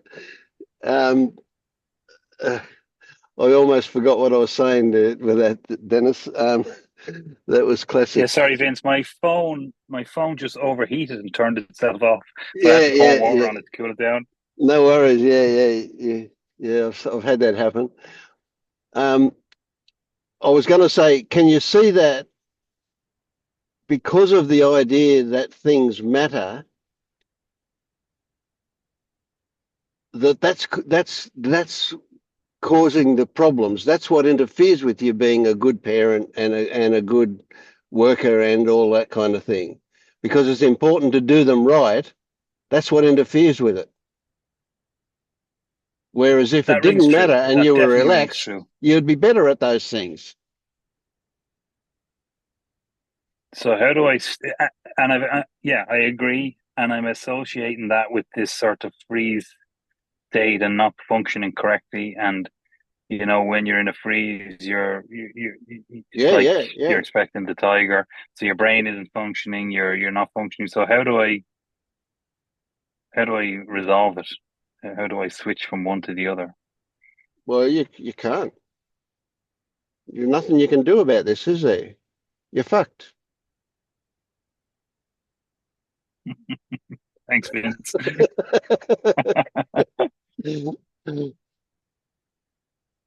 It's kind of sounds paradoxical, but if you can accept that and you kind of adopt this helpless attitude that I can't do anything about that, then you're there. That's it. It's only the idea that you can do something about it that's getting in the road.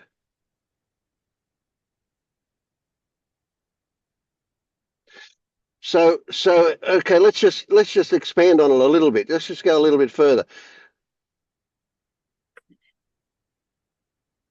If because it's important and you've got to do this, that's creating the stress that's interfering with you being able to do it well. You can't add more stress and more effort to not do it, can you? That's only going to make the whole thing even worse. So it's an old koan that keeps coming to my mind. It keeps coming up when I talk to people. How can you do not doing? Is it possible?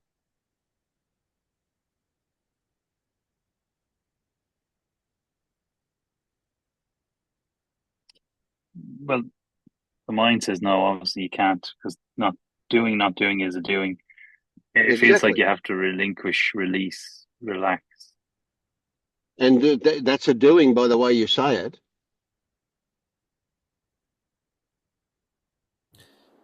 Hey Dennis, let's say there was $1 million, right? In cash. It was like in your house somewhere and you knew it was there. You would go out of your mind looking for it. You would turn everything upside down. You would cut open all of the pillows and whatever. But if you knew if you had done all that searching and then someone told you, hey, by the way, Dennis, that was just a good joke. There's no money we put in your house. Then you would stop looking for it because you would know you couldn't find it. You would know that there's nothing you could do to find it. And so it's like, if you really knew there was nothing you could do to wake up, would you still be worried about it and try to do it? If you knew there was nothing you could do to be better at your job and be a better parent, would it cause you this stress? Would you be trying to fix something? And we're not telling you that, oh, okay, so it's easy, so the solution is to just release and stop believing that I can do anything about it. It's just that this is the way things kind of work. And until you try enough things, at least in my experience, until you try enough things and realize they all don't work, and then you really realize that you can't do anything about it, then that's when, all your problems are solved. But until then, some people just do have to keep trying things and see them fail. There's nothing wrong with that. Yeah, that kind of reminds me where I was at 2 weeks ago, where I'd say to Vince, like, I can't find a self when I, look and practice and do whatever, but I still believe there is one. I'm still looking for the £1,000,000 or the watermelon in the fridge. So, yeah. So my picture is you standing on the footpath looking at your house, and all it is a pile of rubble. You've reduced it to just rubbish, total rubbish, and then you're going, oh, maybe if I go through this pile of rubbish, I'll find that $1,000,000. Yeah. I think that's hilarious. Yeah. We're not just talking about the self and awakening, but like, oh, maybe if I search through all this rubbish, maybe I'll find a way I can do something about my problem.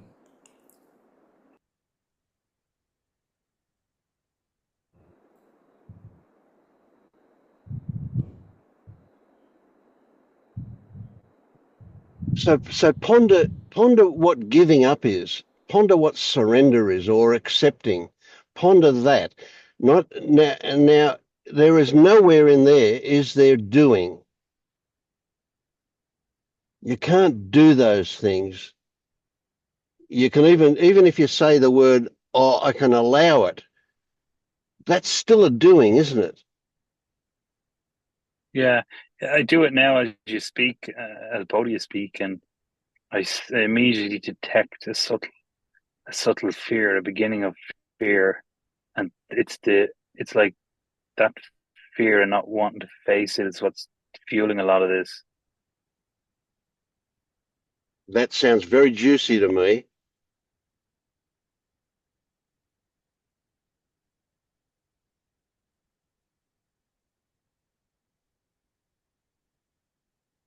So, what is that fear actually about?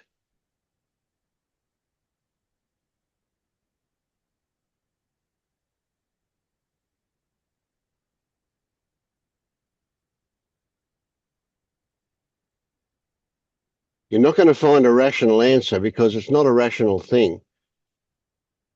A good technique is to grab the first thought that comes to mind when something like that happens, a question like that turns up, and that first thought may not be accurate, but it's more likely to be closer than anything that you come to after consideration.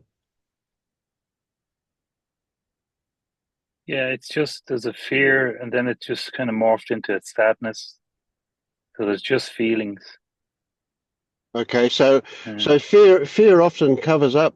Fear is often our escape from sadness, because sadness, there's a bit of helplessness in sadness, isn't there? Whereas in fear, we still have the option to run away or to fight or do something. But sadness is that's a bit harder to do anything about, eh? And that often covers up yeah, something else too. Yeah, helplessness rings a bell. It kind of it resonates with it, that subtle sadness.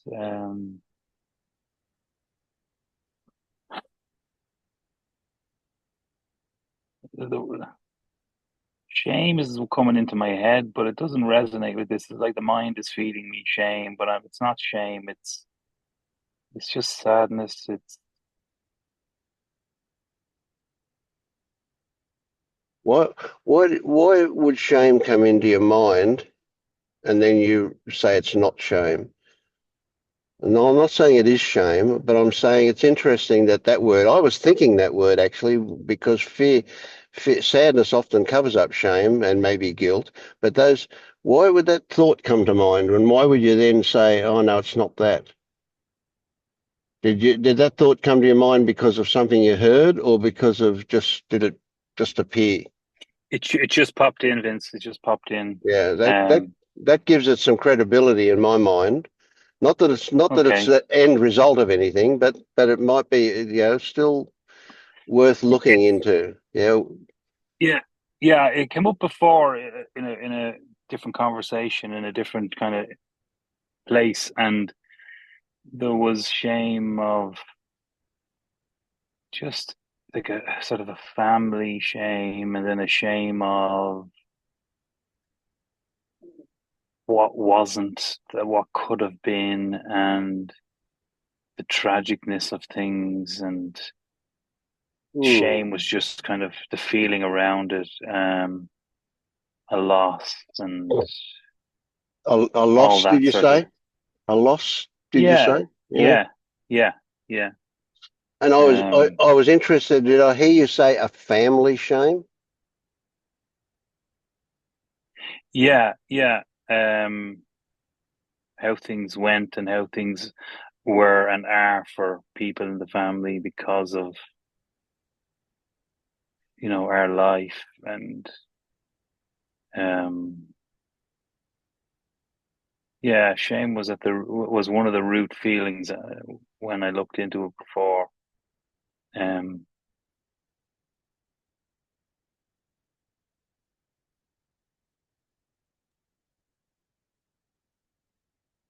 We often discover these things, and then the mind immediately, excuse me, the mind immediately gives us reasons why it's not the case. But if yeah, well, I can go into the something, mind, and the mind, like I can go back and and it's growing up in a house with an alcoholic father, and all the things that brings. Um, that's just the story around it. Like, so it's more important for me to kind of sit with the sadness, the shame, yes, of absolutely, why I feel that way. yeah, Um, I'm not and good enough. yep, yep, and it It's all always at the comes back core of to, things. yeah, big stuff, isn't it? Big stuff. And why would you be ashamed? Why would you have shame? And of course, mixed in with that is sadness and so on. Why would you have that because of your father? That's crazy, isn't it? You were you, and your father's your father, and yet are you responsible for him? Why would you have shame about that? Yet, yet it's so common. It's so common that as a young child, we blame ourselves for the shit that goes on around us. It's Yeah, just what kids do. Young kids do that all the time. Yeah, that's just amazing the way that works. So that's where the shame come from. It's not logical that you would be ashamed because of the way your father was, but yet you are. You carried that all your life, eh? yeah, yeah. No, Yeah. that's yeah, Here's the really, really interesting thing. Here's this not even an emotion. This whatever it is, this shame thing is embedded in you from a young child, and all your life it's affected the way you see the world. It's affected the way you see yourself. Oh, Oh God, that almost gives me an instant headache to think about that. That's pretty amazing stuff, eh? Yeah, I feel like I've coped with it reasonably well all my life compared to siblings and other people, Yeah, yeah. through lots of different modalities. Like when I was younger, I did a lot of martial arts to kind of channel energy, and just I couldn't describe it that way when I was younger, but it feels like now it's just taking its toll, and things are beginning to sort of, Mm-hmm. go off the rails and not work right, and the body is unable to maintain the kind of fight, flight, freeze issues that come up. Oh, And oh, yeah. Look, a lifetime of stress takes its toll. Absolutely. yeah, Yeah. so I'm trying to resolve it in any way I can, which feels Well, natural and normal. So yeah, yeah, yeah, yeah. Well, you can't work your way out of that stuff. Um, yeah.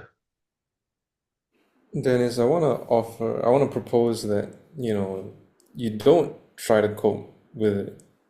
You just let it be. Not even using all this awakening stuff to cope with it. Just let it be what it is and feel into it as much as you can in for as long as you can. Because, we're talking about surrender, but that's putting the cart before the horse. Because if you can't surrender because there's a fear that, if you let go of control, maybe you won't be able to do a good enough job, you'll disappoint people, you won't be good enough, and then you'll feel this shame. It's all this fear of shame and guilt. yeah, So you can't, yeah, there's no way for you to let go until the obstacle is at least weakened. And all you can really do with it, I mean, the fastest way to get past it is through it. So just let it happen, man. Feel that shit. yeah. When you said it, immediately just I felt a welling up inside, and what you said was lovely. Like, don't cope with it then. It's like I've always had to cope with it and cope with other people's shit too, and be the strong one. And so that's like the default. So it's like to say, well, don't cope with it. It's like, oh, what does Mm. that look like? And obviously the mind comes in and makes a disaster of that and tells it how terrible that would be for everybody. But I know that's bullshit to some Mm. degree. The coping with it has been the disaster. It's the coping with it. You cope with it better than your siblings because you were better at suppressing it. You were better at keeping a lid on it. You were better at, Yeah, well, you were yeah, better at working hard and keeping distracted from it, being a good parent and keeping distracted from it, working at all that stuff. Yeah. So not coping with it is surrendering to it, isn't it? Yeah. So one of the things that will happen as you stop fighting it is that you will start to you you you you reparent yourself. You can see that it's really interesting. This is a little favorite thing of mine. Right? What happened to you when you were young, living under those circumstances? Right? You because of being young, you were innocent and you didn't have the skills to put it into a proper perspective. You didn't have the ability to see that your father was actually living out his own trauma and that's hmm whatever. And so, but now you do. Now you can see that your father was innocent in his own way. He was totally innocent, right? But right, what got embedded in the body back when you were really young is still there now. And so what we've got is this amazing, brilliant, absolutely brilliant possibility to see that time doesn't exist. Right? What we've got is we've got all those years ago. How old are you now? 48. So you got 45 years or whatever in the past in you right now. 45 years ago is there in you now. So there is no difference. It's now, now, now. Now is where it is. And so you can take your adult perspective to the child within, so to speak, and explain to him, and you do this with feeling, not with words, that he was just an innocent in the whole situation. And you can both allow that shame in him to dissolve, and you can also forgive your father for being the innocent that he was when that happened. And it's like, okay, so I'm not offering you those things as something to do, but just something to appreciate the possibilities of those things. Yeah. It's makes me feel like I want to cry. It's like a potential rebirth that can happen, and any effort is just going to get in the road. It's love. It's love. It's love that makes the connection between now and then, you and young you and your father and all of that. It's all love. Everything swims in love. Yeah.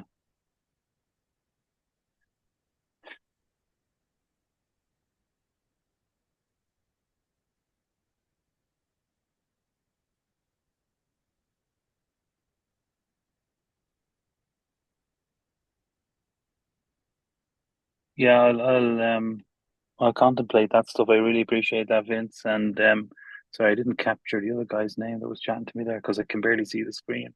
That's Tyler. Tyler is just amazing. Thank you, Tyler. Yeah, thanks, Tyler. I'm blown away by the wisdom in such a young person. Great. Love it. Thank you, Tyler. I'll let you know, Tyler, what happens when I don't go. Yeah.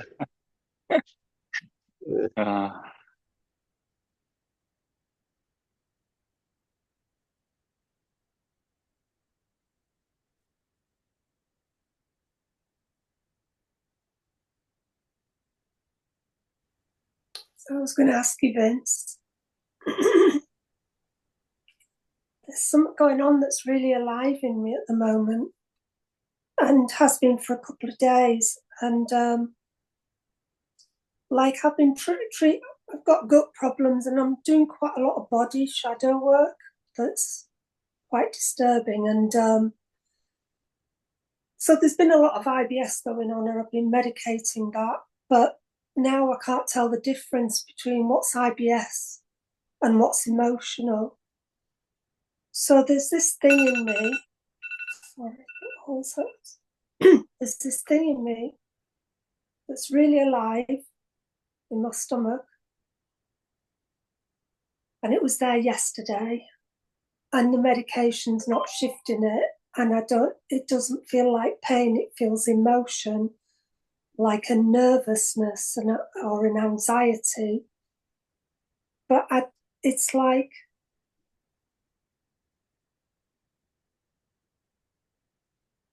yesterday I could just feel these, it was really bad yesterday, but at the end of it, it was like I just saw it, and it was like these waves going down my body like this, like contractions, like fear going down. And then today, and I know everyone says just sit with it, just sit with it. It's just so constant. And I don't feel emotion with it. I don't feel like I want to cry. I want to say I don't know what to do with it, and I know that there's nothing you can do with it, but it feels like something wants to happen but can't. And it's stuck. I don't know.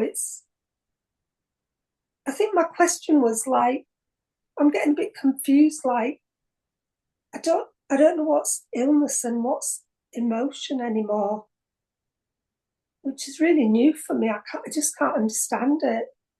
Just can't understand this sensation, or I just can't understand what this is. And I don't need to understand it, do I? But what comes to mind is that it's probably valuable for you to contemplate this, that it's easy to say there's no difference between the two. There's no difference between the emotion and the illness. If it's irritable bowel syndrome or emotion, right?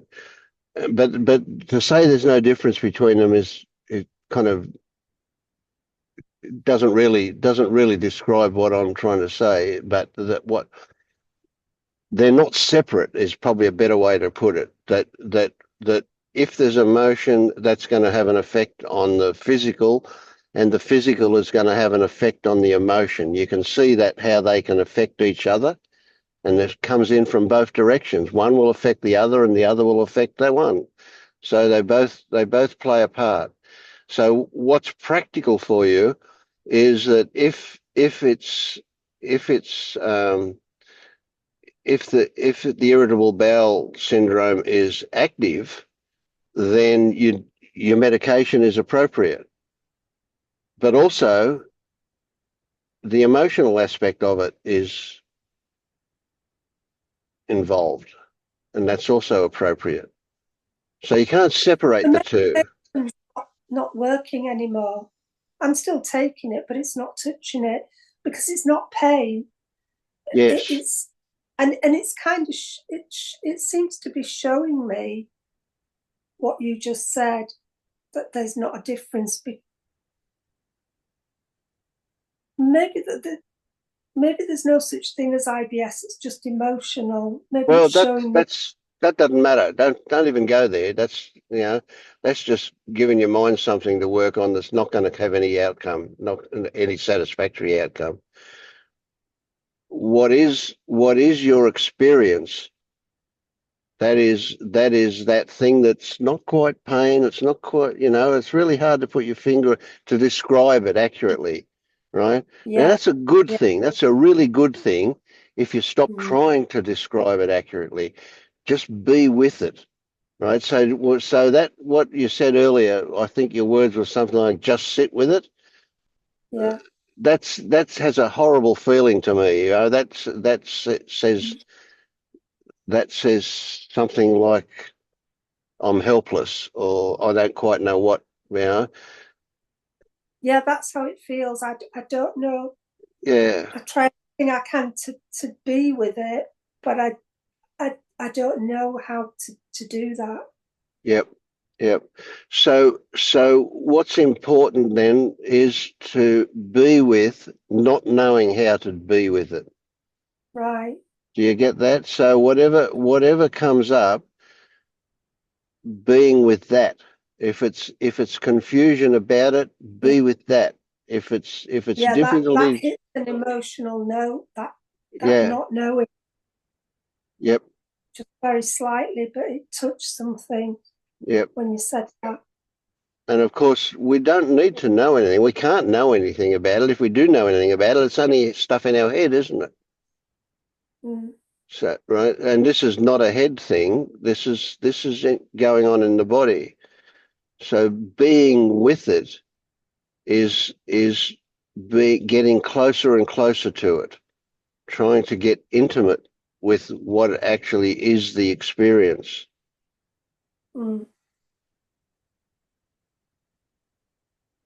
Because it feels like it desperately needs help, and the things that used to help it, like I listen to it, I can't understand anything anymore. I listen to Andrew, I can't understand him, and I used to understand him, and nothing seems to be. It's throwing me back on myself into this. Yep. Aloneness, not knowing, not understanding anything. Right. That is weird. So trying to, yeah. So keep following with me here. What Mm. these things that keep coming up are the things that you need to sit with. So when you say I'm not getting value out of listening to Angelo anymore, right?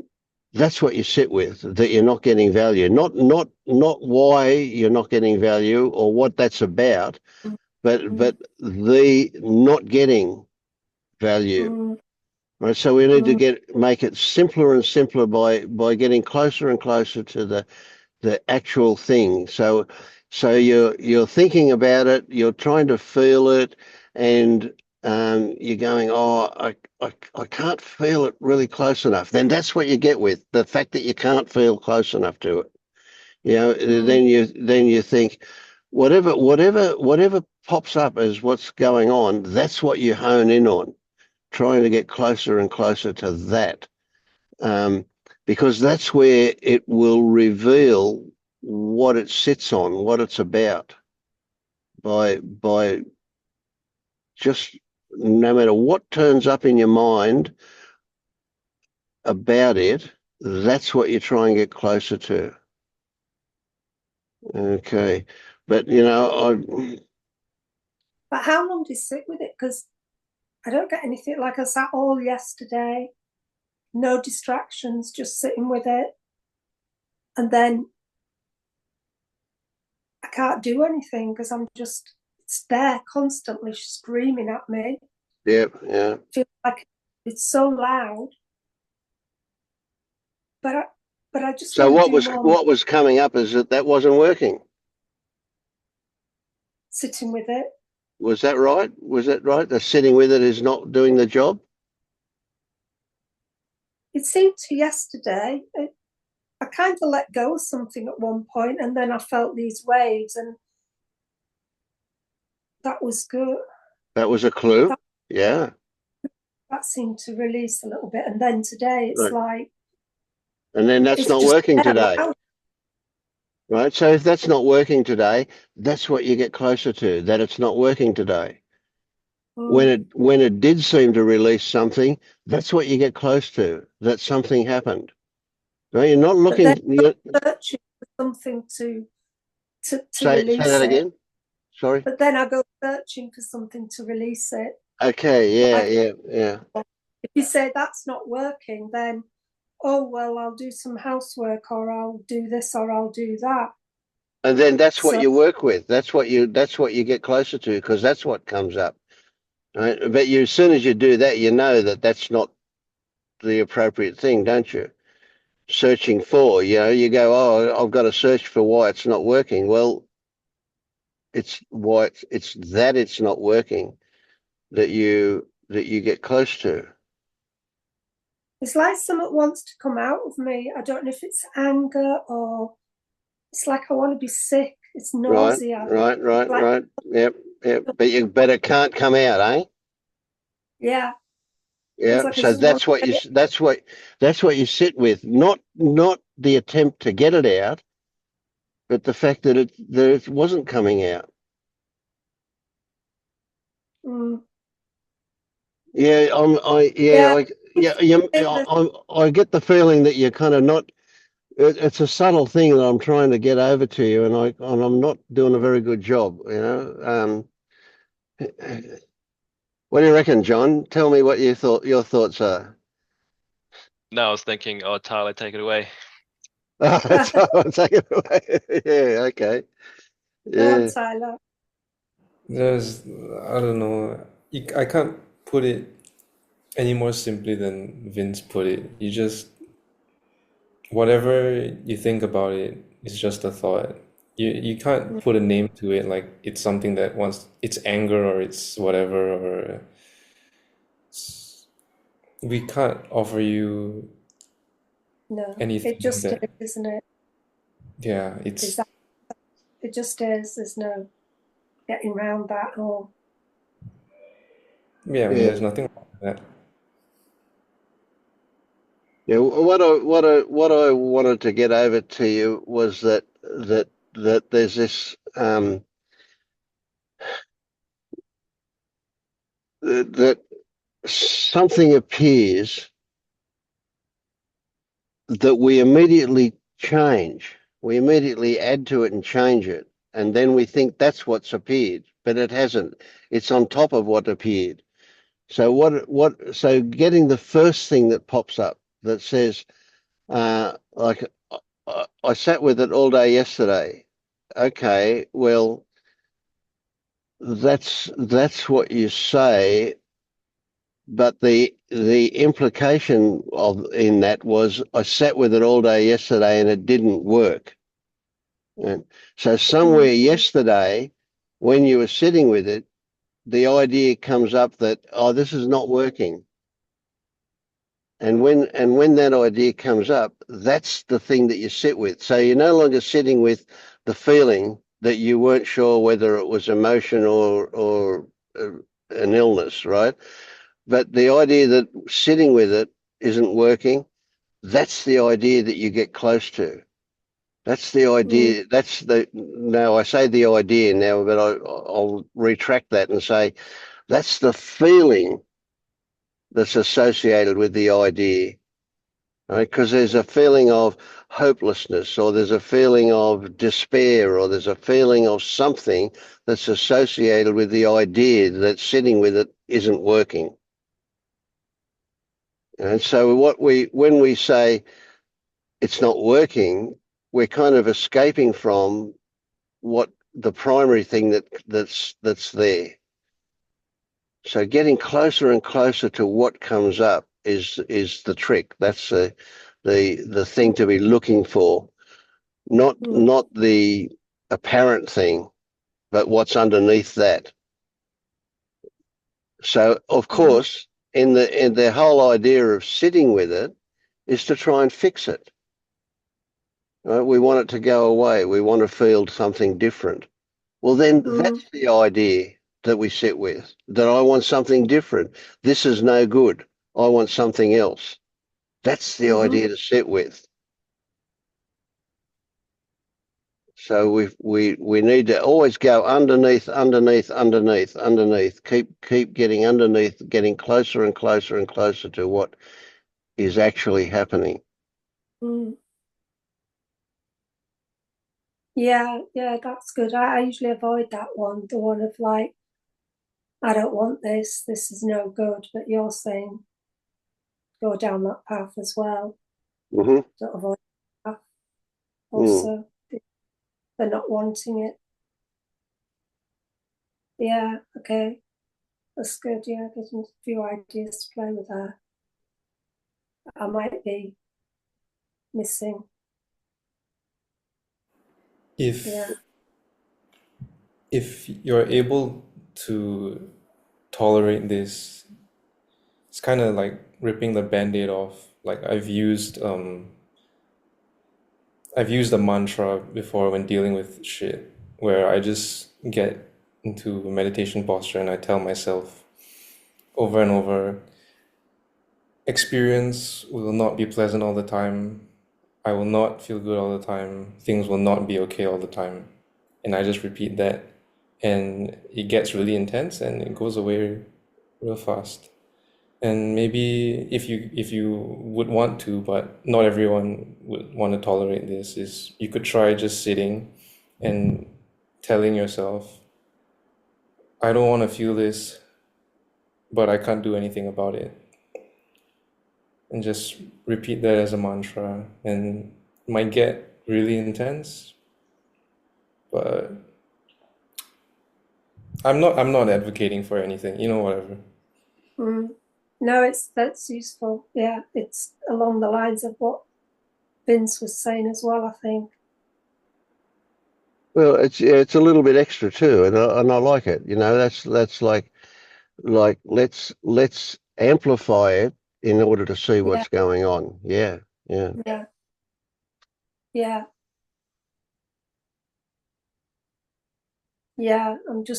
I'm just trying one thing. I'll just sit with it rather than there's different dimensions I could look at. And I like the idea of that acceptance of I am going to feel shit sometimes. It's not always going to be good. There might be prolonged pain periods of feeling shit, and like the mantra sort of thing. What was the last mantra you said there, Taylor? That really simple. I don't want to feel this right now, but I can't do Yeah. anything about it. Yeah. But No, that's right, really. And when I had that really bad day the other day, I did the mantra and I just said, I welcome whatever comes. And that seemed to just release. There was a lot of crying then. And it was just really simple. It was just, I welcome what comes. Yeah, that's good, Kelly. That does work for me. That's one of the avenues I know quite well, but I've not gone down these, and it's not that one for me this time that unlocks it. I think it's more, I don't want this to be here. Mm. And there's nothing I can do about it. I think Tyler's hit the nail on the head there, to be honest. But I didn't want to look at that. I didn't want to kind of admit that to myself. Simple as that, and I can't even admit it to myself. Yeah.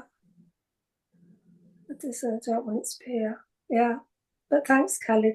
That's always a useful pointer, welcoming it. And I kind of overuse that sometimes. And I'm welcoming it when I'm not really. I'm saying it, but I'm not believing it. Yeah, you're welcome, you're welcome. Fuck off, fuck off, fuck off. Yeah, Remind me of that when I'm going through some. yeah, we'll remind each other. Thanks, mate. Thanks, Kelly. Thanks, Vince. Thanks, Tyler. Really good. That's really helpful. Can I say something? Sorry, hi. It's Angela. I just remember, is it Pamela and Todd? Yep. You know the couple that do. Is that how to pronounce Yep. your name, Pamela? Yes. Yep. I remember she said something that I felt really helpful, and I think she says it a few times, which is, you can't be with the feeling. This is probably what you guys just said. Be with the feeling of not being with the feeling, and you know that it inches you closer. And just be with the uncomfortable feeling of not being able to go to that step. And that for me one time helped to dissipate something. You know, I don't know if you remember her. Yeah, that's good, Angela. Yeah. It is. There's my pen. Sometimes someone just says the right words, and I just felt, because I know what Pernilla and Todd teach, and sometimes someone will just say the right words, and I think Tyler just said the right words that hit that mark. Funny how that happens, isn't it? Because I have heard Pernilla and Todd talk about the non-acceptance, be with the non-acceptance. But I think that I can't do anything about it is key here for me. Yeah. Thanks, Angela.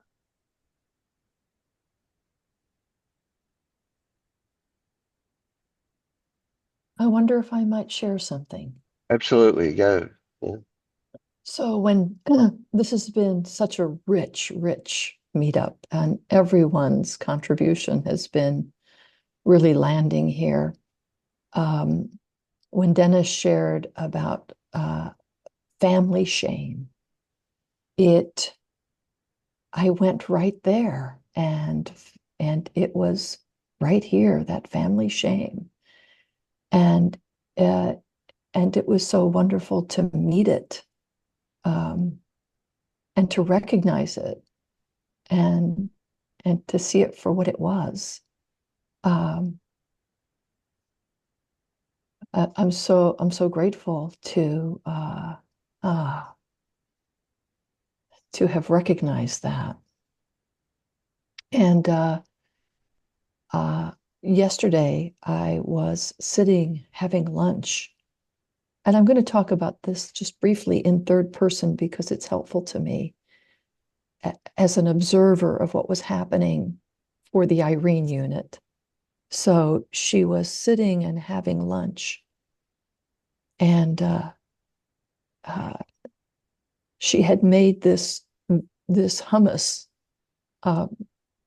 homemade hummus, and there was just a little bit left, and she had pulled it out of the refrigerator and she set it on the table, and with a bowl of soup, and she set her husband's bowl of soup, and she really wanted the hummus for herself, and she couldn't just say, "Hey, I don't want to share this hummus. There's just a little bit left, and I really want it. I put an hour into making it. It's special. I'm coveting the hummus." She couldn't say, I don't want to share this. There was an immediate judgment of it's not okay to not share. And so what happened was that she pushed the hummus, as her husband took one bite of hummus, she pushed the bowl of hummus over towards him and said, "Here, you have it." And then suppressed the anger and ate the soup very quickly, was just swallowing the anger of not being able to say what she needed.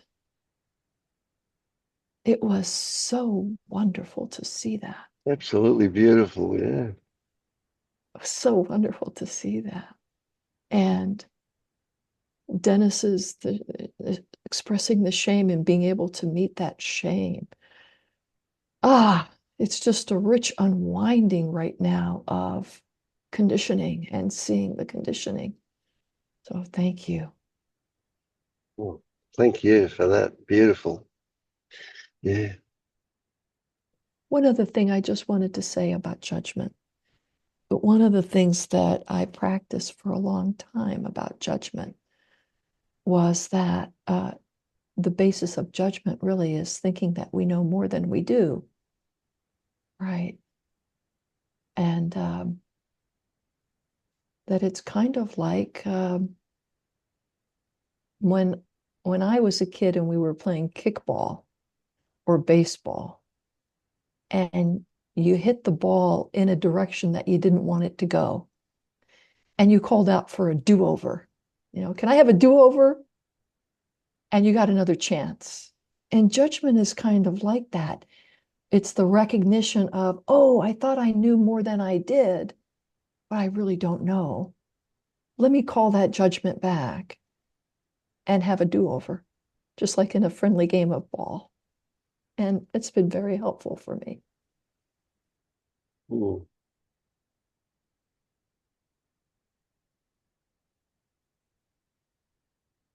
Mm. I love that your discovery is so alive. That's beautiful. Yeah.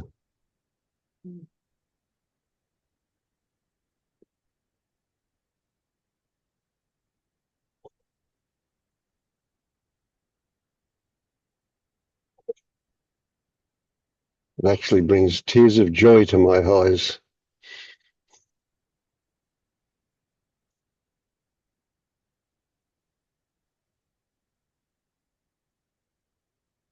Mm.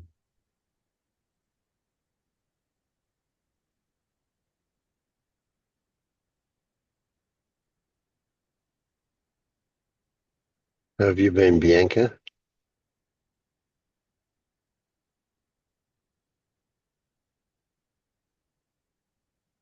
Irene just encouraged me to say something. I'm judging myself.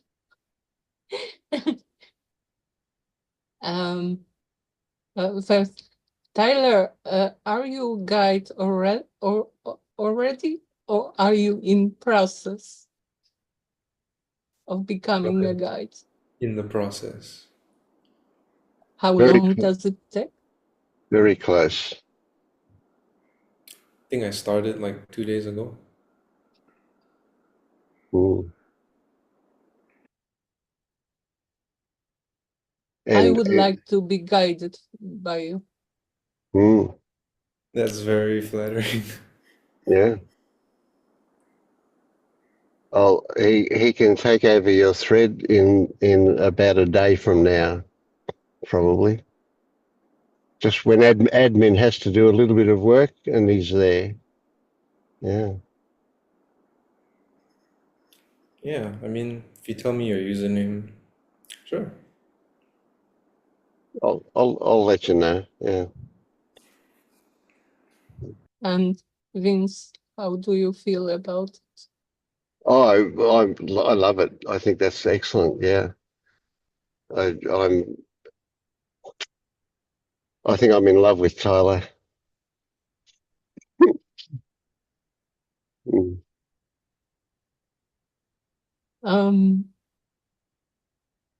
Love you too, Vince.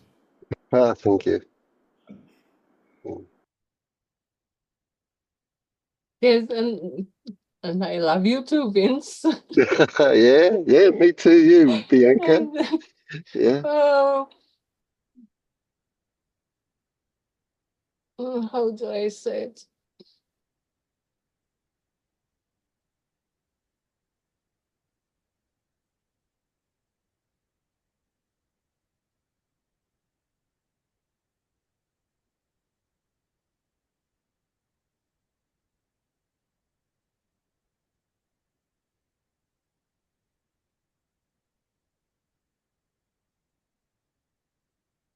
Yeah, I am judging myself. It doesn't feel all right to change the guide and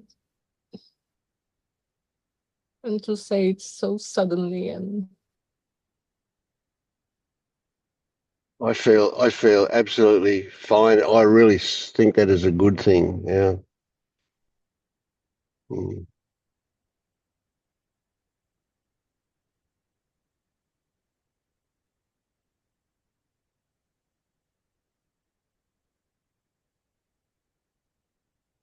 I don't think you should worry about that because, I mean, if people are guides on LU, I don't think they are going to take anything personally.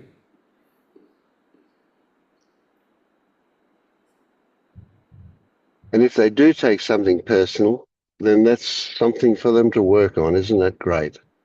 What a wonderful opportunity. I don't feel anything. I feel really good, strong, positive feelings about that. I don't feel anything uh, negative about it at all. Yeah. Oh, Vince, are you our guide? I am. Yeah. Oh, that's Mm. crazy. But I feel like I've just been getting it ready for you. There you go. okay, I'm the only person here feeling Yeah, sad yeah. about it. Good to know. I'll keep watching the thread though. Don't you worry about that. Yeah. Yeah. Yeah.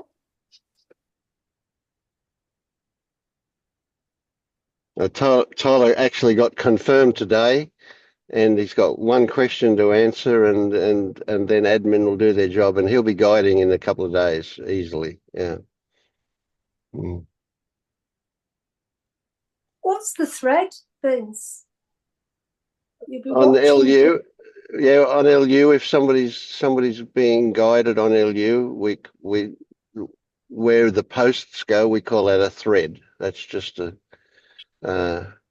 place on the forum where each the guide and the seeker will exchange posts, usually fairly regularly.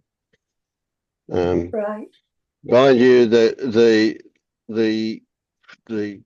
website, the forum, whether the forums on it, Liberation Unleashed, has been having a lot of trouble lately, and it's been down for about a fortnight. Although it's there kind of sometimes and not really, and yeah. But anyway, that's usually what that happens is that it gets attacked by hackers, and a denial of service kind of hack happens, and it just gets impossible to work with. You just leave it alone for a few days, and it'll come good usually.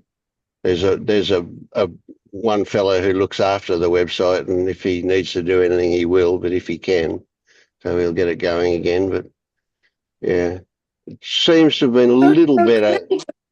Sorry. Can anybody go on there and read it or ask questions? Yeah, it's available for everybody to read. Yeah, no, not ask questions. But you can also register and get a guide there as well if you want. Yeah.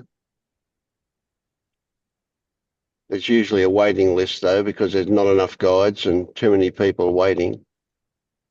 Well, But, you've been guiding me, haven't you? Sorry? You've been guiding me. Yes. Yeah. Yeah, we've been doing it on Zoom, you and I. But I And just here. wondered if there was somewhere else, because I speak to you once a week, but sometimes there's questions in the week that come up. So I was wondering if you could go thread, but you can't ask questions there. So Yes, it's not quite like that, no. But there is a Facebook group that you can get on where you could ask questions. And I'll send you a link to that as well if you want. Yeah. Yeah, that'd be great. Thank you. Yeah. Yeah, there's a lot coming up at the moment. Yeah. It's a different thing. That doing it in writing is quite different to doing it this way. But yeah, it has its values as well, though. Yeah. And Rowena also guides there. Yeah. Mm. All right.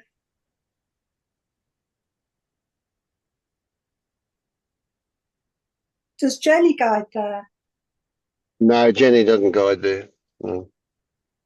Jenny did go through LU a fair while ago now. I actually guided Jenny, but that's irrelevant. But yeah. Mm. Yeah. But yeah.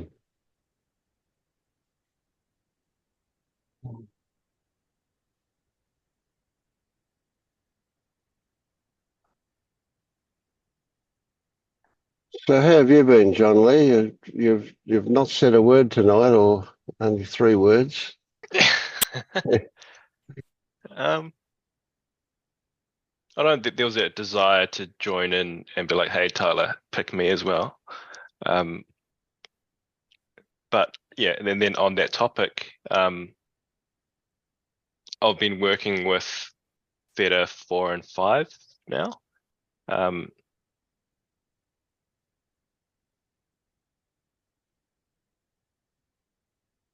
Trying to think if I have a question. Because I've read Kevin's work on 4 and 5, and he's got a different approach where you say the desire and then you go to the reaction and then you try to find the trigger. Mm-hmm. I couldn't find the trigger, but when I went back and forth, the reaction kind of just died out. Yeah. So maybe I just invented a new technique. I'll paint it later. No, I think Angela's already got that one done. But yeah. Oh, really? Yeah, but that's exactly the point of doing that, is that to recognize that there is no inbuilt trigger. So as you sit in the gap between the sensation and the stories, you look for a button hanging on to the sensation that says, "Oh, you've got to react." And of course, what happens when you look and you in the beginning, you discover that there isn't one. There's no button. That the reaction comes from the stories that hang off the sensation. They don't come from the sensation.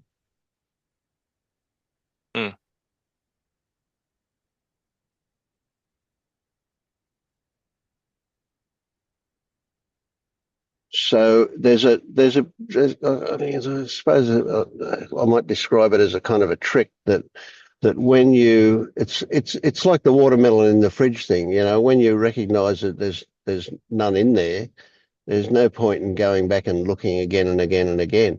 When you recognise that there's no actual trigger for desire or aversion or ill will, indeed, when you recognise that there's no actual trigger for those, it frees you from them. Then you would expect that there won't be any reaction next time something like that comes along. But there will be until you've, I don't know the right way to put this, not become familiar with it, but it might take a couple of lookings for you to recognise that old habit of feeling compelled is just the result of stories.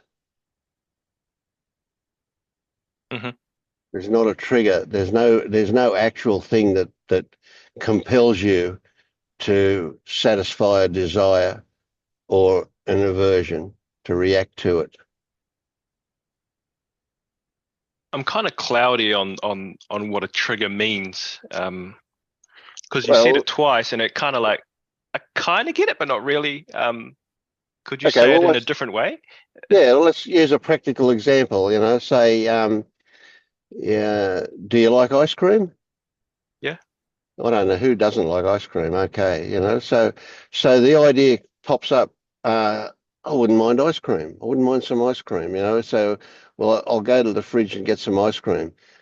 I don't. Maybe I shouldn't do that. It's because it's nearly tea time, or it's nearly dinner time, or whatever. But you know, there is that feeling that is a compulsion to go and get it. I'm unable to control myself and not go and get it. That's not right either, because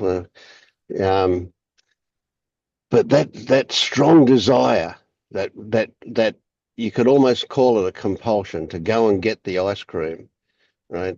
You feel helpless because that seems like it's your body demanding it happen. And when you get in the gap between the desire and the stories, you recognize that it's not the body that is compelling you.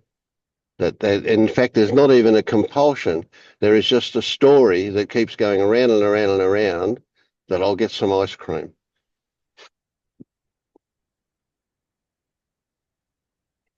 When you say desire, do you mean that compulsion, that pull feeling? Yes, yeah, exactly. And then there's this space, and that's the gap. Yes, yeah. So as you start looking at the sensation and get closer and closer to the sensation, you don't want to get, if you get too close to the sensation, it's going to dissolve. Right? So you want to stop just before you get to the sensation, and you can still see the stories in the background, and you can see the sensation in front of you. You're in the gap in between the stories and the sensation.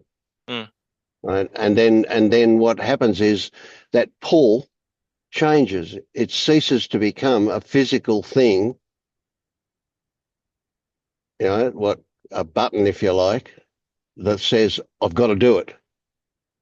Oh, so that's the trigger, the I gotta do it thing. Yes, yeah.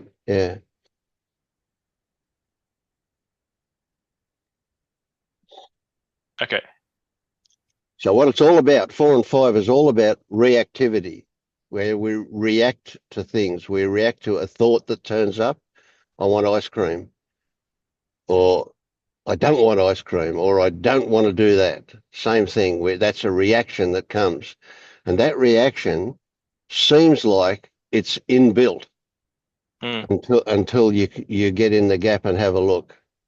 And then you recognize that it's not inbuilt. It's not at all inbuilt. Rowena, help me here. Yeah.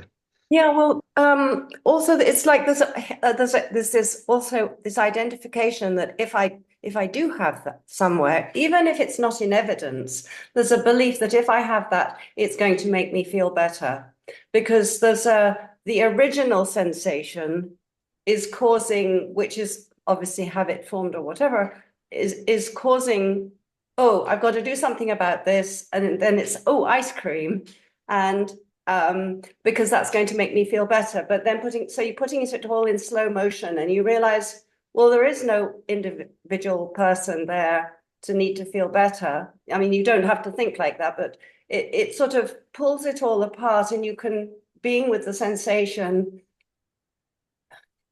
often the reaction comes so quickly on top that it almost engulfs the original sensation, the original little itch of, oh yeah, ice cream would be nice. Oh, it's 4 o'clock. Body's saying, yeah, nice, and then, so it's just little, but it's almost goes unnoticed. And then there's this huge, yes, yeah, let's go to the ice cream. And so looking and seeing just really closely the whole sequence, seeing that the original sensation is a completely different, actually, sensation to the sensation that comes of this rush of energy of reaction to do something or to push away. And then there's this gap of seeing, okay, well, there was that little sensation that never really was noticed before, and I can just be with that. That's just noticed. It doesn't even mean anything. It doesn't mean ice cream. It doesn't mean anything. It was just somehow something that, Kevin, I've found it, his language, also difficult, that you have something. So you have some sort of idea that the ice cream would be solving this problem of this slight discomfort. And then you take it all apart and you say, oh, well, it's just a slight discomfort because it's 4 o'clock and the body's used to having ice cream at 4 o'clock. And so it's like, okay, well, that's just a sensation.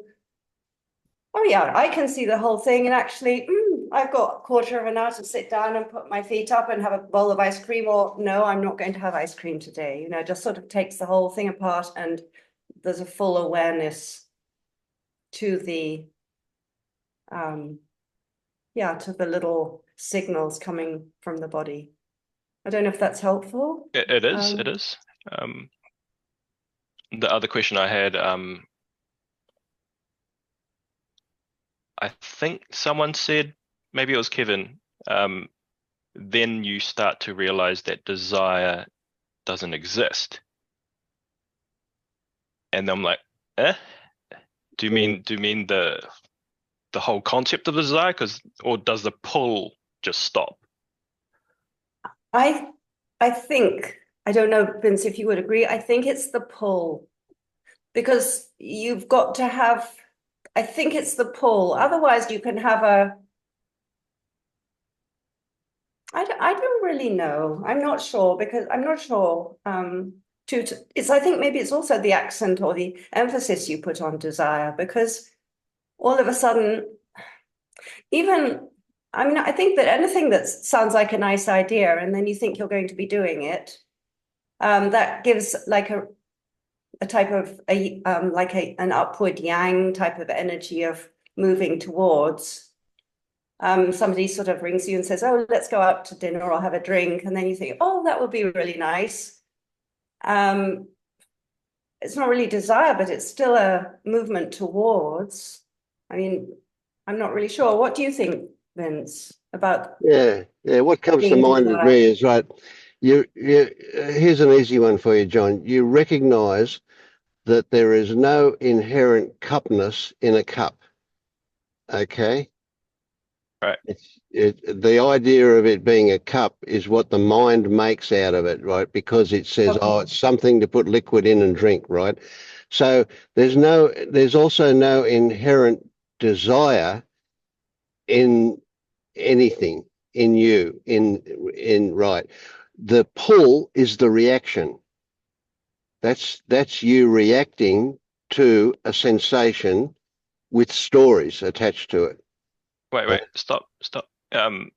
react to the sensation. What's the sensation? I thought the sensation was the pull. No. Oh. The reaction is the pull. Yes. It's like, oh, yes, that's where it gets messy. Yeah, hard. Depending on the example. Yeah. I reckon let's do this again tomorrow at the Feta group. You'll get a few more different ideas about it from other people as well. It is a trick. It is a tricky one. Yeah. Okay. The one in 5.5 hours. Yeah. Yeah. I'm thinking, depending on what example, if say somebody says, oh, Rowena, why don't you come out to dinner tonight? And I was free and I'd say, oh, that would be lovely. And then I would maybe go and get ready and I would look for it. And then they would ring up and say, oh, sorry, I can't make it. Something's come up. That would be, okay, that's okay too. And so where does desire fit in there and where is it wrong? Or is it just an interpretation that there shouldn't be? Maybe my interpretation is wrong, but I sort of feel that there's that, like the sort of joyous movement towards things, or actually the body's going to say, well, actually, no, I don't want to go and watch a football match right now. No, thank you. Even if people are insisting, like, no, thanks. That's an aversion, but at the same time, it's also, so long as I think there's not identification attached to it, that like anger comes in or some story comes in. If it's then, okay, I don't know. I mean, it seems to me, but maybe that's just. When do I know to move on to another feta? Or how do I rephrase this? When do I know that I've seen through these fetters? Is it when the pull stops, or is it when that whole anger thing stops? When the reaction doesn't happen. When there's no pull. Right. Okay. Pernilla, I don't know if you ever, Kevin and Christiane's take on the fetters is quite linear. So you supposedly break one and then you go on to the next one. I'm not somebody that can ever do that, because sometimes I look at the end of I look online to see the end of a movie, or I see what's next and follow up a bit further. That's just somehow the way it happens. And so I'm always sort of in a way going backwards. And Pernilla and Todd have a more of a wheel, a spiral, because you never know. I mean, when something's going to come that's been hidden, that you think you've seen through, and then all of a sudden it's going to come again. And I think in a way, I mean, it is there is a person identified with fetters all the way along, because there's identification with which feta I'm at. And so a form of further identification to think, to me, this is the way I see it, to think that I've broken a fetter. I mean, who, in a way, is it important if you've broken a fetter or not broken a fetter, or if you want to explore something that's interesting, is like, can I collapse and see where there is possibly a subject and an object in feta 6, and start playing with that, because it's fun. Because, oh no, I can't go there because I haven't broken through 4 and 5. Then you're always catching yourself doing some more selfing, because there's something saying, oh no, you haven't completed that task and therefore you can't carry on. So it's like having a loose approach. Yeah, there's a couple of things come to mind, and one is that there's a couple of ways to look at fetters. Fetters, of course, are just a way to look at any selfing that might turn up, but you can take it to the lab, so to speak, to the laboratory to work, and then you create something that you suspect might be there with a sentence. So that's one way to do it. So you can say, I don't want to have ice cream, or I don't want ice cream. Right. And then if you get an emotional reaction to that, then you've got something to work with. So that's one way to do it. Or you can do another way, or you can do both. The other way is whatever turns up. So if you suddenly find yourself wanting something, desiring, or not wanting, having aversion, or feeling ill will towards somebody or something, then you can work in it in real time, so to speak. But there's also this really interesting concept that fits in with the fetters, which is leading edge and trailing edge stuff. So you might be working on fetter 4 on desire, and then you realise that you've still got a trailing edge back in rites and rituals or something like that. So it may well be that, so my thoughts are just like Rowena, you say, I've broken this fetter, and 6 weeks later you suddenly go, geez, I'd love some ice cream. I feel I've got to have some ice cream. And then you go, well, what the fuck? I didn't break that fetter at all. What does it mean? I got to go back and work on it again, So, it's a bit crazy to say anything about breaking fetters or not breaking fetters. You work on stuff if it's there, and and if you get an idea that there's something might be there, you can play with it and see whether there is or not. Yeah. So am I grasping too hard? I don't know, maybe. Yeah. I had quite a big one this week, which you could say, I guess could say it was fetter 5, and because there's been quite a clear patch, but I don't have any attachment to whether I've broken the fetters or not. I simply don't. But my husband's not well and he's very uncomfortable sleeping, and so I'd bought one mattress, and it was too hard. So then I bought another one, of course, and I bought another one and it was way too soft. They changed and they said, oh, you can spend more money and get another one. It was way too soft. And in the beginning, it was really, the second one was quite expensive, and so there was money involved. My husband was sort of trying it and I was trying it, and I know that I was looking at that mattress, and every time I saw the mattress on the bed, I could feel like there was this, it's not right, it's too soft. And then I finally said it. I've been avoiding saying it because when we lived in America, I got into a mattress scam. I call it a scam of you buy one and then they say, oh, well, okay, we'll change it, but you have to pay more, and then you have to pay more. And it happened like 3 times. And I thought, oh no, I'm in this.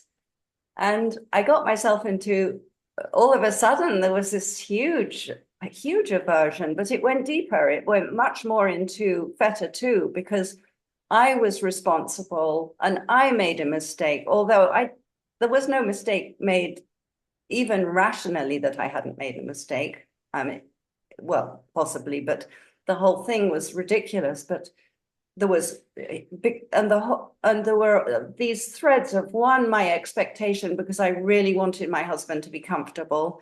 One, so he would sleep through the night and not wake me up, but also for him too. And so therefore he would be happy, very childish. And it's all gone wrong, so therefore it's all my fault. And it sort of turned into back into the little thread of self-loathing, because things aren't the way that I want them to be. Therefore it's my fault, and therefore I'm a dreadful person. I could see the whole thing, but it was really intense. And it was like, oh, okay, well, there's all that to look at again. And how it just came, the pack of cards sort of went tumbling down. And it was seen really clearly of just the stories that are made up. And when I spoke to the woman, she said, oh, no, of course, we understand that we want to help you. And so I just created a fetter 7, you could say, but then because Feta 7 Pernilla looks at it as creating something out of nothing, or through telling a story. So there was Feta 7, there was Feta 5, aversion to what was happening. There was Feta 4, I suppose, of a desire for something to work out. And then 2, the emotional sort of shame, anger, fear, anger, guilt, and shame type of, all in that one incident. And so how could I possibly, and how could I possibly have broken any of those fetters? Although sometimes it feels like, oh, you know, yeah.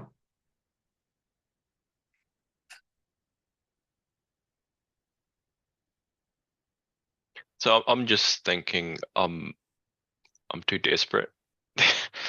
And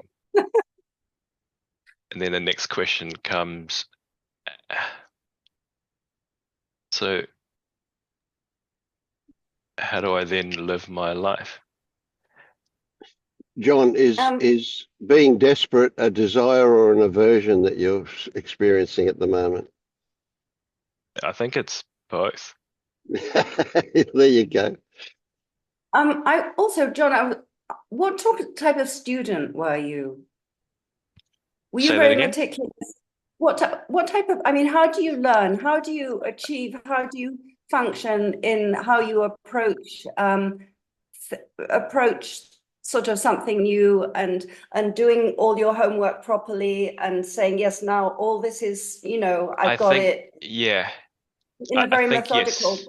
I think I am. Yeah. It needs to be like in order, and I have to be able to see it, and then I can recite it. Yeah, like when I did the retreat, I made my own notes, and then now I know all the fetters, and yes. Yeah. Well, So there you go. the approach is linked to that.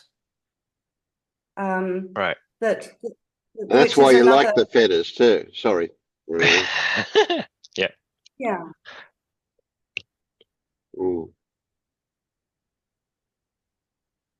Whereas my approach is, I start off, you know, I would go to school and I would have new pencil case, and it didn't take me very long to be sort of overwhelmed and in a muddle and sort of doing my own thing and just not being like an A grade student. And so there was, in a way, also a bit, I would say the opposite. It was like, it's already not, once the pencils were chewed on the ends and nothing was neat and tidy, it's already not going to work here. So no expectations, which was also not a good not a good approach, or it was the approach. So there's that difference of seeing how you look at things.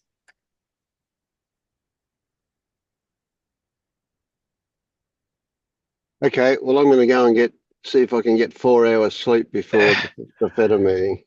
Yeah, thank you, Rowena. Anyway, could I also take part in the fetters group, because I have to work on Wednesdays, so unfortunately the next 2 weeks I can't take part, and the one on Monday is too late for me, so yeah, sure. Yeah, I imagine that'll be fine. I'll send you an email to join the Feta Free Facebook group, and there's a couple of questions there for you to. Okay, no, then I won't, because I don't use Facebook. You don't use Facebook. Okay, all right. Okay. I used to use it, but it's part of my internet addiction that I said goodbye to. So okay, sure. Yeah, I get it. Okay. All right. Yeah, we can work something out, I'm sure. Yeah. I'll yeah, otherwise it's okay. I mean, it's maybe next week. I'll send you a link anyway, and you can come along. Yeah, but it might not happen before the morning. That's all. Yeah. Okay. All right. What time is it anyway? It's It's five. like It's 5 hours from now. Yeah, it's 9:30 European time. okay. Ah, yeah. Mhm. Vince, would that be too advanced for me? I'm quite interested in that group, but if you don't think it's the right thing at the moment, I don't know where I am. Yeah, I think it's probably not appropriate for you at the moment. We've got a bit of work to do before we get to that stuff. Yeah, that'll just be additional stress for you at the moment that you don't need, I think. Yeah. Yeah, I did wonder that, but I'm just nosy and I don't Yeah. like missing out. Yeah. Yeah. Yeah, I'll get look, there. Yeah. you You'll if you get there though. Yeah. Give it you think it's time. not appropriate, just it's okay for me too, then I just will stick to the today's group for the next 2 weeks. Yeah, yeah. Did you go through LU, Leonard? Yeah, You did, yeah. And yeah, I guess it was like in September last year, maybe. right, yeah. Okay, yeah. And you got through the gate okay? Mhm. Yeah, yeah. Then yeah, just I've got your email, haven't I? Yeah, I'll send you an email with the link. Yeah. Thank you. Okay. And the time. Yeah. It's 3:30 New York time is the time, but yeah, it's 5 hours and 15 minutes from now. Okay. Mm. Yeah. Mhm. Okay. All right, everybody. Good night. Good meet again, always. Yeah, thank you. Thank you, Thanks, Ben. Vince, and Night. Bye. so much.